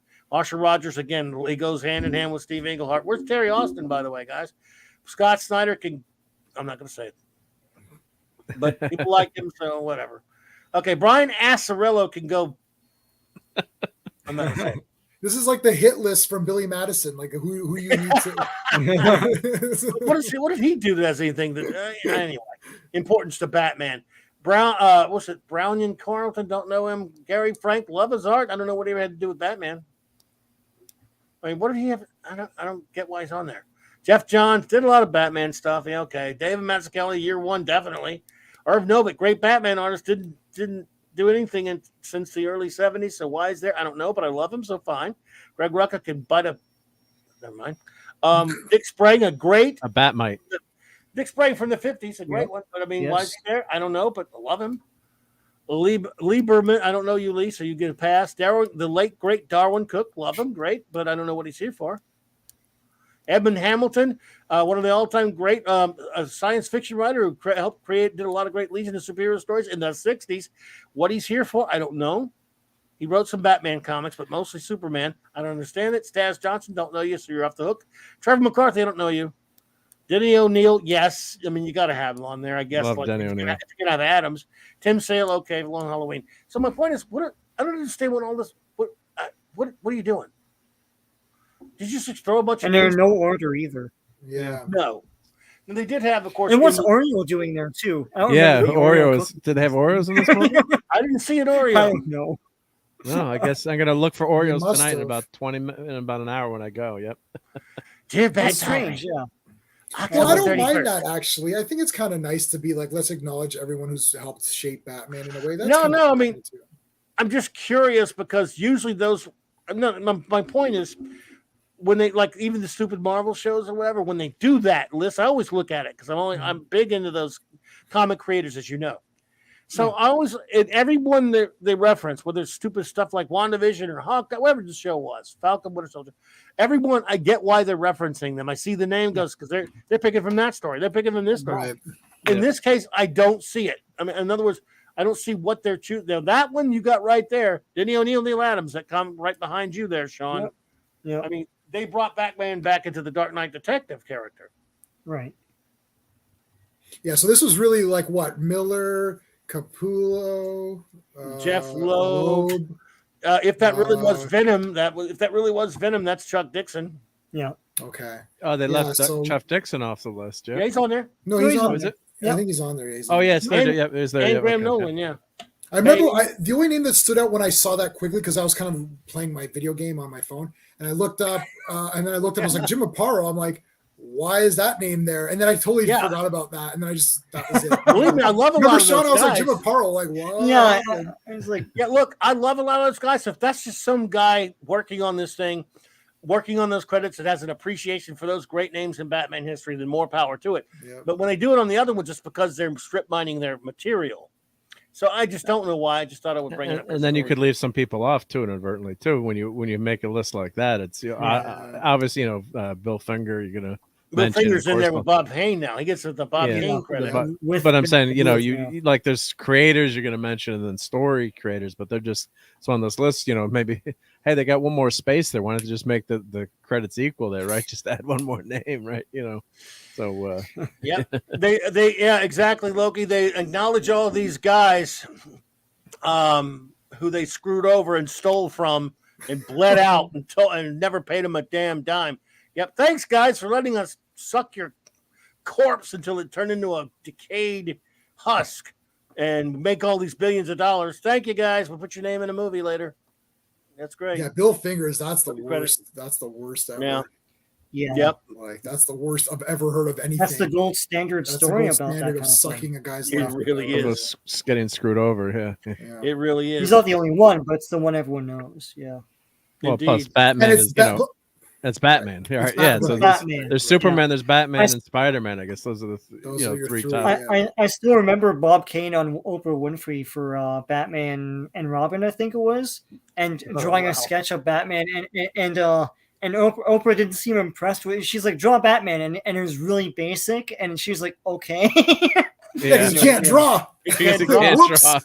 Yeah. He should have went the commercial break. He could have gone backstage and had somebody there. Had Bill Finger draw for him. He never could draw. Yeah. I drew this backstage. In the 60s, back when the Batman TV show was popular and he got paid $1 million flat for that, he issued a bunch of these Batman paintings that he drew and painted that made him tons of money. It turns out an artist named Joe Giella, who did all the art for it. He did nothing. He barely did outline traces for it. But everyone knows Joe Giella drew this, but it says Bob Kane on it, and he signed it Bob Kane. He paid Joe a little bit, but Joe made money, but no, it wasn't Bob. So when you see those prints for a bunch of fools who went and paid pretty big money for those things, Bob Kane had nothing to do with those. He was a big fraud. Why did he get paid $1 million for the Batman TV series? He had that deal going with his father's set from the beginning when he was 18 years old. This was a deal. Okay. He got paid $1 million for that show, and that was a lot back then. That's a lot of money. He was smart. He was smart to get all that. Everyone knew Bob Kane. That was a household. My mom knew that name. Marketing. Who else do we know that did that? Maybe someone that worked for Marvel. I can't remember his name though. Well, coming at you, Pilgrim. I remember when I created Jack and said, Jack, now that I've created you, create things for me so I can take credit for it. Coming at you, Pilgrim, true believers. But I did know Jack Kirby's name. As we could beat up Stan, but Bill Finger, I had no knowledge of that. Even as a kid, I knew Jack Kirby. At least the names were there.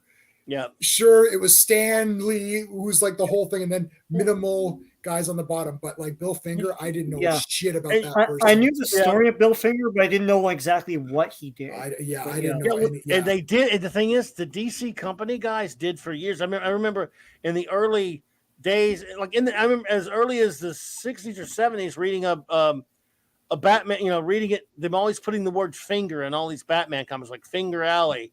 And all these and reading in different old publications about how Bill Finger co-created Batman and yes, got fingered. But he got fingered by one guy. Yeah. He got screwed over by his partner. And so did Jack and Steve Ditko. But everybody else got screwed over by the whole companies in general, Marvel and DC. But gentlemen, I cannot thank you enough for being here and hanging out with me. And I know you've prevailed upon your time, and I know Mark's got to go. I got to go. Yeah. Get some caffeine in me. Yep. Yeah. Well, I hope the theater's close by, man. You know how much time. And it's pretty. No, it starts at it'll start rolling at 10:30. By the time. I told you, dude. Don't trust those trailer things. Yeah, but I've already seen it, so it's okay. Oh, that's true. Yeah, you should show up about the last half hour. You'll be fine. Yeah. My buddy hasn't seen it yet, so Chris doesn't want to be late. So well, J-Man, we'll leave it. Okay, cool, man. Well, just J-Man, tell everybody what you got going on, man. Well, we're going to be streaming tomorrow. Sean and I and Steve will be there, and we're going to beat this up a bit more. Yeah. But the good news is that a lot of the people that come visit me are Zack Snyder fans and all that. So they're going to love this. So I'm going to have to be fighting. I'm going to be fighting for 3 hours. I'm going to have to eat a lot. I'm going to have a hearty meal because I'm going to be fighting for 3 hours with these people. If I'm home, I'm going to watch that. I can't wait to watch that. Oh, you got to. And I'm okay. I'm okay. Sean's going to back me. You can do it. And Oh, Steven will be there with you. Steve will be there. I could do it alone, but Steve and Sean on there is going to be really good.